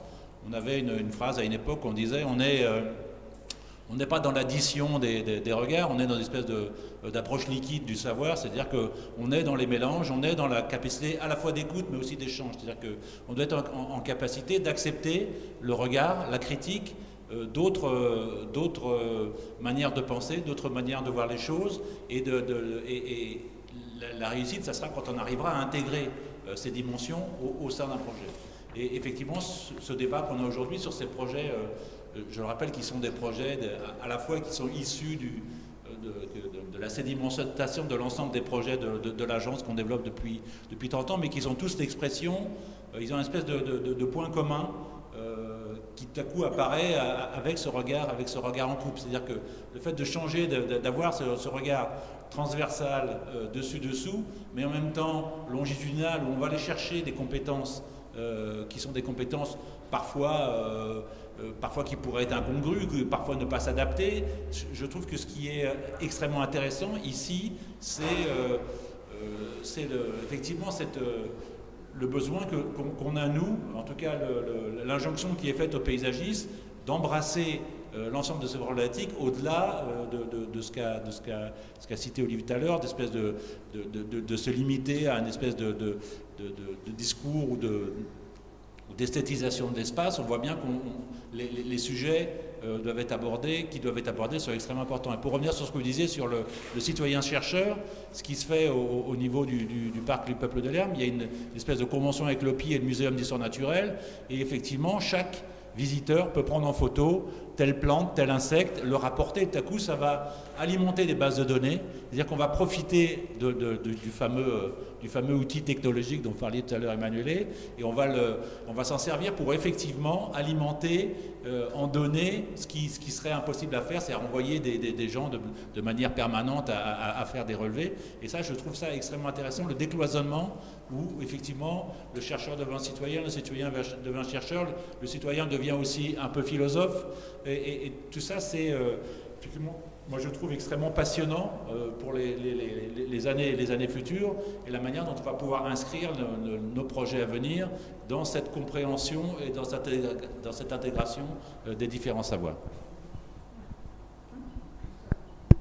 Oui, juste un petit mot. Enfin, c'est un exemple en fait pour illustrer la difficulté de la question pour nous même si on travaille sur les 1%, alors on ne travaille pas que sur les 1%, mais c'était compliqué de montrer des projets à grande échelle. Bon, c'est pas planétaire, mais bon, c'est des territoires qui peuvent faire quelques milliers de kilomètres carrés quand même. C'est la question du cortège floristique. On nous impose, le politique et son administration nous impose de répliquer les cortèges floristiques existants vraiment en région parisienne. Je prends l'exemple du chêne, en région parisienne, qui fait partie du cortège floristique local. Alors, la notion de local, c'est un peu desserré depuis quelque temps, c'est plus large maintenant, hein, c'est une aire géographique plus large, donc ça donne un peu plus de possibilités. Mais le chêne, il souffre en fait quand on plante aujourd'hui, il souffre terriblement. Donc on est dans une situation où à la fois le politique, son administration et une partie des écologues sont dans une logique de conservation, alors qu'on devrait être plutôt dans une logique d'anticipation. Donc alors après, on peut discuter de ce que c'est, quels sont les outils, comment on opère. Bien sûr, c'est un champ un peu ouvert, mais c'est un vrai problème, même sur les petits projets, dans ces 1% dont on parle. Et c'est un sujet très central, ça, parce que sinon, ce qu'on opère actuellement sur la multiplication finalement de la biomasse, sur la stratification qui qui va à la fois améliorer la biodiversité et amener des services écosystémiques bénéfiques pour tout le monde, risque d'être obsolète ou en partie obsolète dans les 30-40 dernières années qui vont suivre. Donc c'est une question aussi. Voilà. Et donc là, il y a une responsabilité, alors pas de Gilles, mais alors l'administration bien sûr, le politique, et d'un certain nombre d'écologues qui effectivement sont toujours dans une vision extrêmement de conservation et de défense. Moi j'ai vécu ça sur l'estuaire Nantes-Saint-Nazaire, parce qu'on travaille dessus, où au fond on est dans l'idée que le repli c'est une défaite en fait. L'idée du repli c'est une défaite. Donc, il faudrait changer la définition des mots, alors que pas du tout. Voilà, donc c'est un sujet, je dirais, presque quotidien pour nous. Comment on arrive à contourner et à répondre à cette question, parce que l'échelle de temps, vous l'avez dit, la modification est tellement rapide que ce qui est fait aujourd'hui risque d'être obsolète dans 20 ans, et c'est un vrai sujet.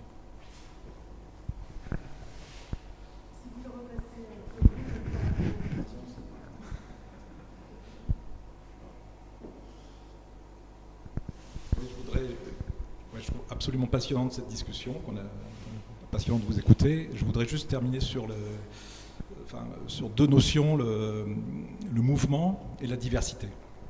Le mouvement, finalement, c'est parce que on a finalement de la chance de vivre ce moment où tout ce qu'on considérait comme de manière fixiste à l'époque, le paysage, les cartes postales, le contexte, encore une fois, quand on a commencé notre activité, les notions de paysage étaient très fixistes, très fixées. On nous a même demandé une fois, j'étais avec Olivier au ministère, si on préférait la mer, la montagne, parce qu'il fallait qu'on intervienne, qu'on développe des études dans tel ou tel contexte bien calé. Le fait que le climat soit en mouvement, que les paysages changent, qu'il y ait des risques d'inondation et autres, ça nous oblige tous, qu'on soit scientifique, philosophe, architecte, paysagiste, urbaniste, ou ingénieur, spécialiste du sol vivant, ça nous oblige à nous poser des questions et à travailler ensemble. Donc ça entraîne forcément ce mouvement planétaire à différentes échelles, mais aussi avec des conséquences locales parfois dramatiques, enfin, au minimum avec des aléas, nous oblige à travailler ensemble, à réfléchir ensemble, à faire du projet.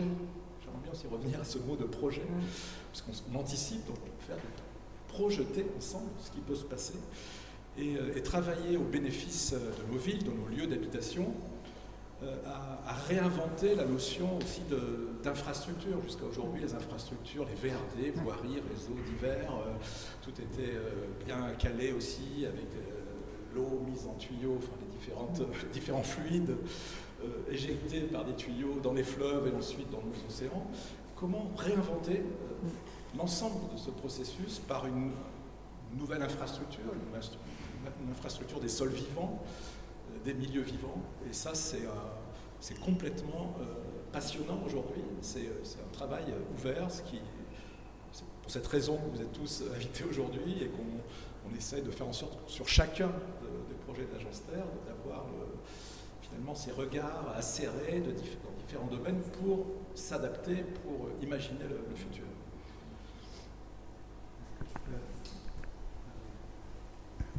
Je voulais juste revenir sur ce que Nathalie disait à propos de cette opposition entre l'importance des espaces occupés et les 70% des espaces exploités. En fait, cette fourchette qui est impressionnante et troublante dérive aussi d'un projet, disons, urbain et ensuite agricole qui s'est polarisé et qui part d'une étrange, comment on pourrait la définir, qui part de ce malentendu moderniste architectural qui a conçu la ville comme un espace tout d'abord monoculturel. Une ville, il faudrait que des humains et très minéral en fait. C'est-à-dire la ville, si je vous demande admettons qu'on part tous à New York ou à Moscou, à Rome, je vous demande qu'est-ce que vous révélez, je vous demande qu'est-ce que vous avez vu et chacune va parler, je ne sais pas, du Colisée et des humains. Donc vous mettez ensemble, lorsqu'on on dit ville, on met ensemble des humains et des pierres. Ce qui est techniquement la définition du désert. Parce que si vous mettez des pierres et des humains ensemble, vous produisez des déserts. Donc il y a un malentendu là-dessus qui a été accompagné par un autre malentendu qui se concentre dans les mots forêt. On parle des forêts comme de choses magnifiques qu'il faut absolument promouvoir, étendre, etc. Mais la forêt, c'est une manière très consolatoire, tout d'abord de repousser la nature et l'anonymat en dehors des villes, parce que forêt veut dire, ça vient du latin silva forest, c'est ce qui veut dire ce qui est le bois qui est à la limite de la ville ou en dehors de la ville, de forêt, ce qui veut dire à l'extérieur de. Donc à chaque fois qu'on dit forêt, on dit de camp de réfugiés pour l'anonymat. Donc c'est comme pour dire la nature, on la veut bien, on veut bien l'aider, mais chez elle, quoi. C'est comme pour les migrants, on dit oui, on va les aider, mais chez eux. Et là, c'est pour ça que ce que je disais avant, au fond, transformer la ville en élément des paysages casse cette opposition, parce qu'on dit non, la biodiversité doit exister en ville et pas en forêt. Les paysages n'est pas ce qui s'ouvre lorsqu'on sort de la ville, non, c'est quelque chose qui commence à l'intérieur de la ville. La nature n'est pas la nature exotique, amazonienne, australienne, etc. La nature, c'est les platanes ou les insectes qu'on a à battre chez nous. Ça, c'est une petite révolution, même pas très petite, qui est très importante, parce que du coup, on peut travailler sur cette opposition dont tu parlais. Et je voulais juste revenir sur la chose que j'avais oubliée. C'est très important, ce déplacement autour de la notion du sol, en fait. Et c'est très important sur plusieurs niveaux. Tout d'abord, ce que Gilles disait, qui était très beau, au fond, disait tout paysage est l'expression d'un sol. Au fond, on pourrait faire une analogie avec ce qui s'est passé avec pardonnez-moi le détour, avec ce qui s'est passé à un moment où on a commencé la vinification naturelle.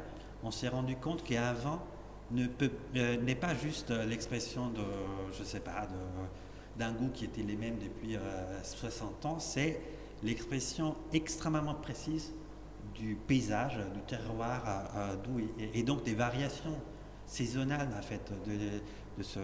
Au fond, on devrait commencer à penser la ville, et vous l'avez commencé, au fond, ce que vous avez dit, c'était aussi, les projets aussi, les témoins, un témoignage de cela, la ville, c'est un peu le terroir, l'expression organique, pas sur les plans gastronomiques, mais disons sur les plans plus de cohabitation, etc., de cet élément invisible, comme on disait avant. Une chose très intéressante, et qui relève un peu de ce que tu disais, Nathalie, c'est que dès qu'on commence à penser les sols comme paysage, on évite l'exploitation dont tu parlais à propos des surfaces agricoles, parce qu'on se rend compte que voilà, les sols, c'est pas juste c'est sur quoi on construit ou c'est sur quoi on cultive, c'est l'élément même de la construction et c'est l'élément même de la cultivation. On cultive des sols, on ne cultive pas les plantes sur les sols, l'acte. Donc les soins architecturaux, les soins des paysages et à son centre les sols lui-même. Et je termine là parce que je ne veux pas. Mais l'autre déplacement qui était très intéressant dans cette espèce de militance pédogéologique qui est très intéressante et très importante, donc les paysages, c'est les sols, c'est comme si vous reprenez de ce point de vue toute une tradition qui est à la fois ancienne, qui commence, on pourrait dire, avec Lamarck, la fin du XVIIe siècle, et qui revient, je ne sais pas, vous connaissez sûrement, il y a un très très beau livre qui vient de sortir de Philippe Descugnes, qui est un paysagiste Penn, qui écrit un livre ça s'appelle The Invention of the River, sur le fait que même l'idée même de fleuve, c'est une idée de paysagiste en fait, surtout quand lui il parle des Andes en fait, et donc l'idée qu'il y ait des fleuves, c'est-à-dire un tracé qui sépare de manière radicale et nette l'humidité du sol sec, c'est quelque chose qui nécessite de l'intervention, de l'artificialité. Donc ce qui est très important dans toute cette tradition, c'est de dire les sols est vivant, mais les sols, c'est un espace, c'est un laboratoire d'invention, d'artéfaction plurielle. En fait, dans les sols, il y a plein des vivants qui travaillent et qui travaillent quotidiennement pour construire. Donc les sols n'est pas juste une donnée inerte, mais n'est pas non plus un truc qu'on peut trésoriser, car il est les lieux au fond déjà d'un urbanisme non humain, au fond, d'une construction constante qui va un peu dans des directions différentes. Et donc les rôles de l'architecture, les rôles des paysagistes seraient de calibrer, de collimater sa propre activité avec cet urbanisme du sous-sol, au fond.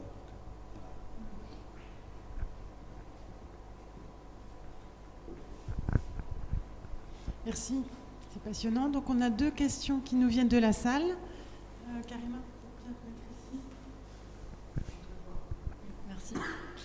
J'avais une question parce qu'au fond, j'ai l'impression que ce dont on parle depuis le début, au-delà de la question d'une stratification, parce que c'est parti de là, le support de la coupe amène cette question-là, mais c'est peut-être la question l'enjeu d'une relation et d'un urbanisme de relation. Et j'ai l'impression que c'est un peu le fil conducteur de tout ce qui est raconté là, autant les relations et les échanges de la matière, les relations entre la ville et la forêt, la relation de l'atmosphère, et c'est ce que aussi vous le racontez comme ça dans vos livres, comment l'atmosphère aussi, tout se joue dans cette question du mélange entre les choses et pas forcément de leur séparation. Et au fond, c'est aussi comme ça que peut-être vont évoluer nos liens entre vivants, entre humains, non humains, nature, culture. Et c'est la citation de Tim Ingold, elle renvoie aussi à cette pensée qui est beaucoup défendue par aussi Philippe Descola dans cette question des nouvelles relations. Et les paysagistes, dans leur métier, j'ai l'impression qu'ils vont toucher, au-delà de la question de l'aménagement et de l'espace, comme vous dites, des questions beaucoup plus politiques, qui finalement, elles devraient être posées à l'échelle plus vaste. Comment réinventer ces relations entre humains non humains, entre la nature et la ville. Est-ce qu'il y a des nouveaux outils politiques pour le faire, des nouveaux droits qui vont régir nos relations avec les animaux, ou en tout cas leur possibilité d'existence dans la ville? Est-ce qu'il y a des nouveaux métiers qui doivent émerger de tout ça? Est-ce qu'il y a des nouveaux outils d'aménagement, tout simplement, à décloisonner? Parce qu'aujourd'hui, on est quand même contraint aussi dans les outils que le politique nous présente, de nouvelles façons aussi d'apprendre de façon totalement différente à de la nature, de nouvelles relations économiques même, parce qu'on parle de l'agriculture, mais c'était cette question aussi tout à l'heure que vous abordiez des relations de ressources et voilà, on habite en ville, mais on a une façon d'exploiter le reste du monde qui est quand même aussi une relation très inégale dans ce rapport-là. Et donc voilà, je voulais questionner ces outils-là, cet enjeu beaucoup plus politique et transversal de nos relations entre vivants du même monde.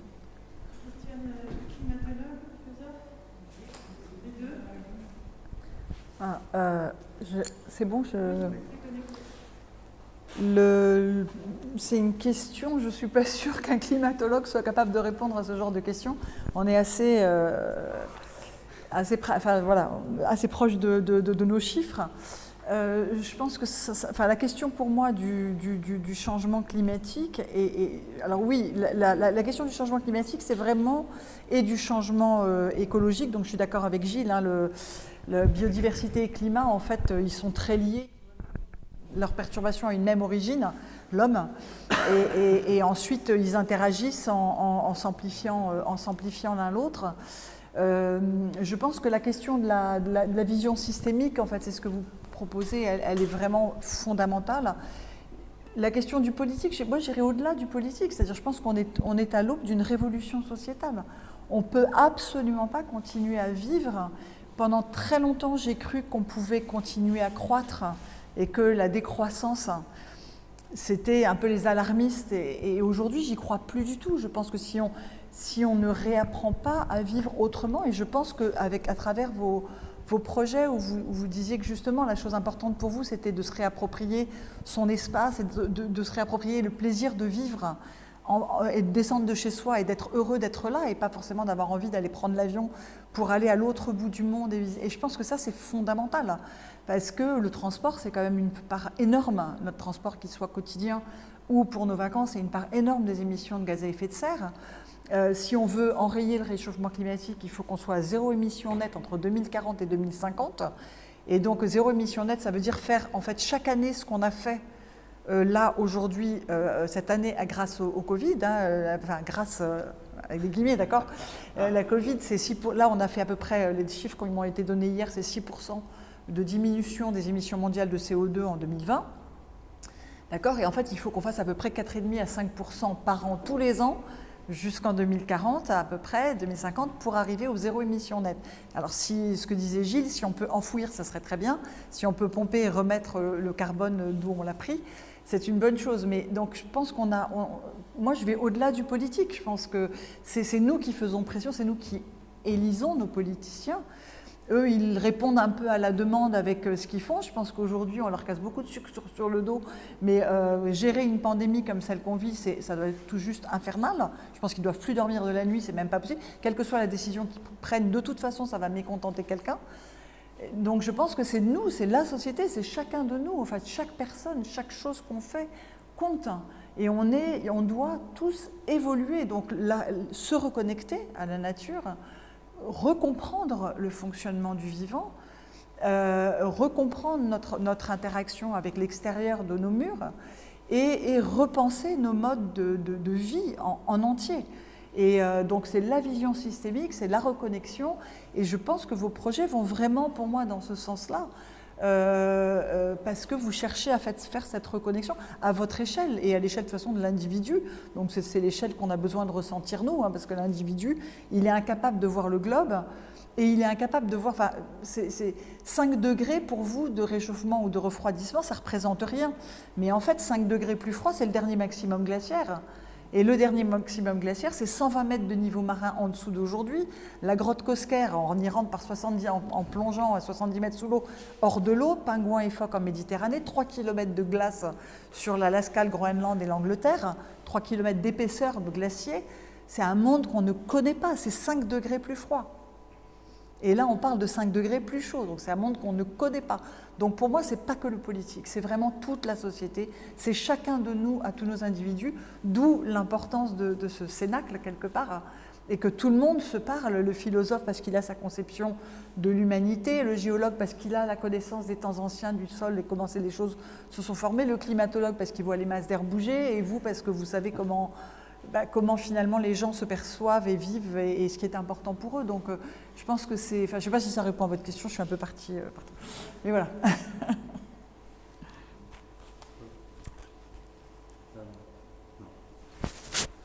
Moi, j'aimerais rebondir sur ce que tu disais justement de l'insuffisance du politique. Peut-être qu'il faudrait même changer de nom. Politique vient du mot grec pour dire ville. Et au fond, la politique a été toujours ces soucis d'entre-soi, des urbains, des humains, etc. Donc il faudrait vraiment passer de l'échelle politique à l'échelle planétaire, donc, qui ne veut pas dire forcément global au mauvais sens du terme, de la totalité. Planétaire, c'est un ensemble des vivants et de minéraux qui partagent un peu la même vie. Et vous avez déjà fait au fond ce passage, un passant de la climatisation à la climatologie. Au fond, la présence à ma droite d'une climatologue est très très parlante, parce que ça veut dire, au fond, la question n'est pas créer de la chaleur ou de la réfrigération dans une pièce, c'est comprendre à quel point le changement local permet à la limite de corriger ou de promouvoir un changement qui est planétaire, pas global mais planétaire, qui s'inscrit dans une série d'actions plus vastes.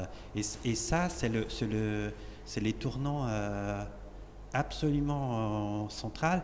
Et de ce point de vue, je pense que par exemple, le paysage, la notion des paysages, et surtout l'idée, la profession des paysagistes, vous parliez de nouvelles professions, de nouveaux métiers, etc., c'est presque plus important que l'écologie, car l'écologie, historiquement, reste un peu dans cette opposition un peu bête entre un monde naturel et un monde humain. L'humain est très très souvent, malheureusement, historiquement, ça dépend de certains choix très précis, mais l'humain est toujours considéré comme un élément de perturbation, de trouble, alors qu'un paysagiste ne peut pas se permettre de penser cela. Il doit penser immédiatement à un accord, une négociation, évidemment éphémère, qui change tous les temps, mais il doit se penser dans une relation qui est plus dynamique, dans une relation qui soit les plus inclusive possible. Alors que très très souvent, la pensée écologique, pour des raisons historiques pas factuelles, elle véhicule un cœur de out-out, de forme presque je sais pas comment dire, mais d'oppositions qui ne sont plus pensables en fait. Donc moi je pense vraiment que les paysagismes pensés comme tu disais, au fond, un espace où tous les mondes doivent se confronter, et comme quelque chose où théorie et pratique ne sont plus en opposition, parce que le paysage est toujours fait, refait, construit, contemplé, etc. C'est les futurs de ce qu'on appelait politique, en fait, au fond.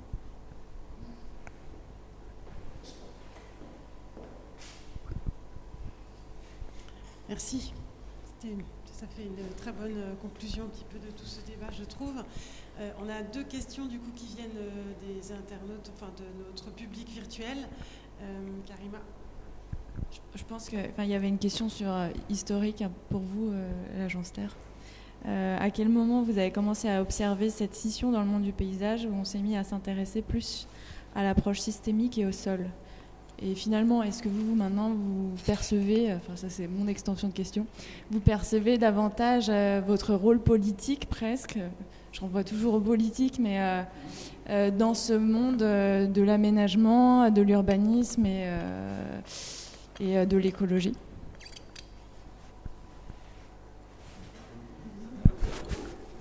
C'est plus lui qui répond, c'est une question historique, t'as dit.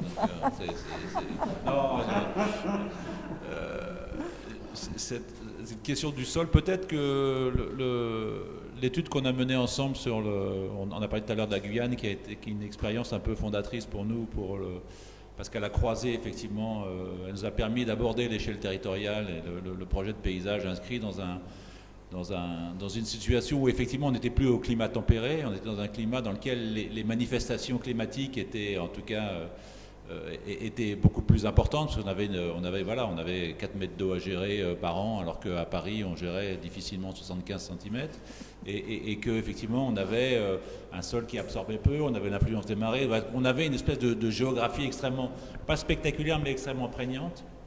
Et c'est là où on a commencé à regarder un peu ces phénomènes. On a dépassé on voyait bien que les outils qu'on utilisait habituellement étaient plus opérants et qu'il fallait inventer. On a fabriqué nos propres cartes. Je vous parle d'un temps où on n'avait pas de cartographie. C'est-à-dire, on travaillait dans un pays où on envoyait une fusée qui arrivait à faire la cartographie de Mars. Mais par contre, on n'avait pas mieux qu'une une pauvre carte au 25 millième ou au 50 millième de ce territoire. Donc on a fabriqué nos propres outils de compréhension, et on a effectivement essayé d'aborder cette question du sol, du territoire, de la géographie, du climat, enfin toute cette notion de paysage mouvement, on l'a commencé en Guyane. Alors après il y a peut-être d'autres projets, d'autres expériences, mais en tout cas pour moi je vois ça comme un peu comme un point de départ de notre travail. Oui, je pense qu'on a toujours eu conscience finalement. Alors, je pense tout simplement on n'énonçait pas les choses aussi de manière aussi transversale et globale. Mais on a toujours traité la question de la gestion de l'eau, on a toujours traité la question de la perméabilité, la question des échanges verticaux. Je pense tout simplement, on n'a pas conceptualisé. Et je pense que ce qui nous a probablement aidé à le conceptualiser, c'est tout ce qui s'est passé entre-temps. C'est-à-dire qu'effectivement, il y a eu un environnement global qui finalement a pointé du doigt toutes ces problématiques de manière beaucoup plus accrue, et ça nous a aidé à pousser à conceptualiser tout ça de manière plus globale et transversale. Voilà, alors j'avais autre chose, j'ai oublié. Bon, ouais.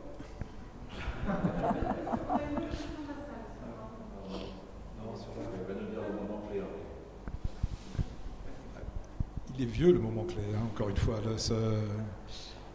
J'ai dit tout à l'heure qu'on n'était pas scientifique. 2 d'entre nous avons quand même étudié la biologie avant d'être paysagiste.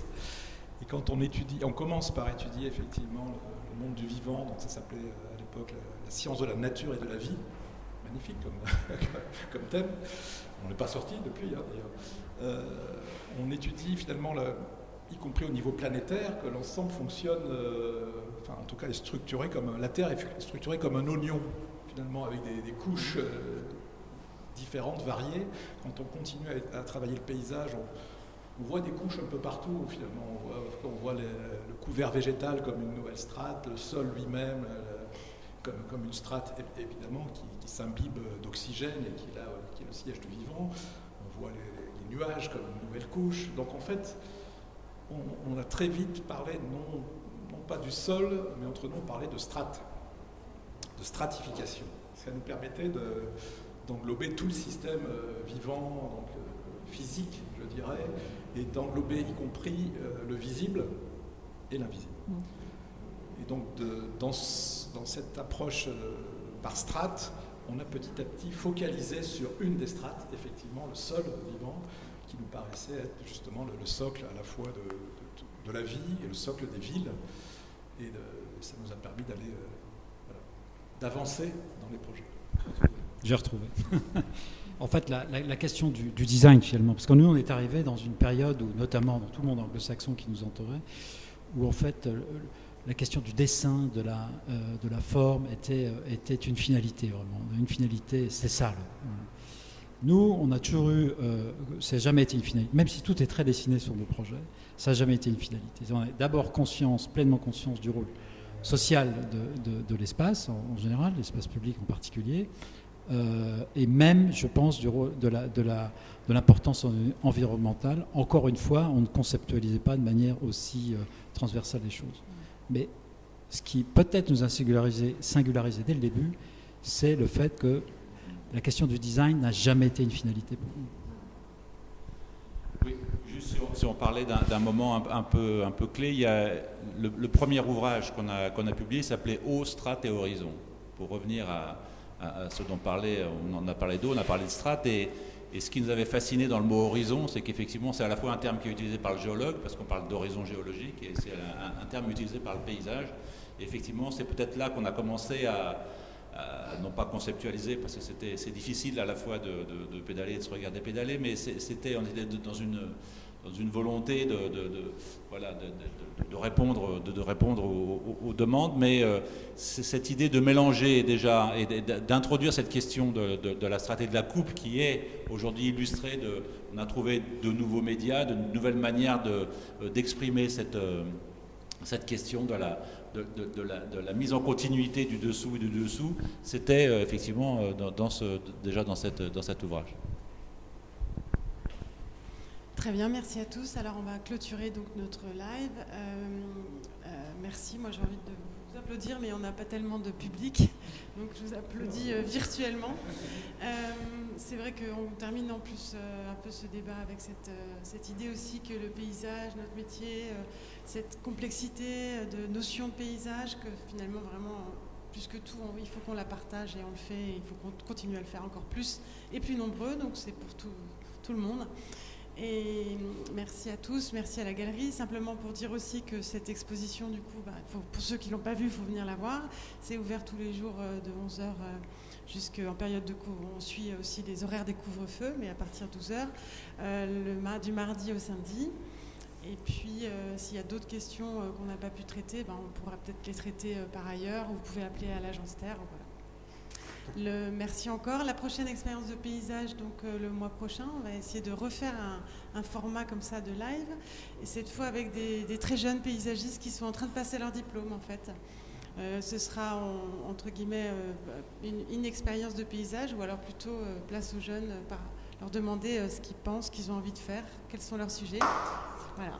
Donc j'espère que vous écouterez aussi cette conférence. Merci beaucoup. Merci.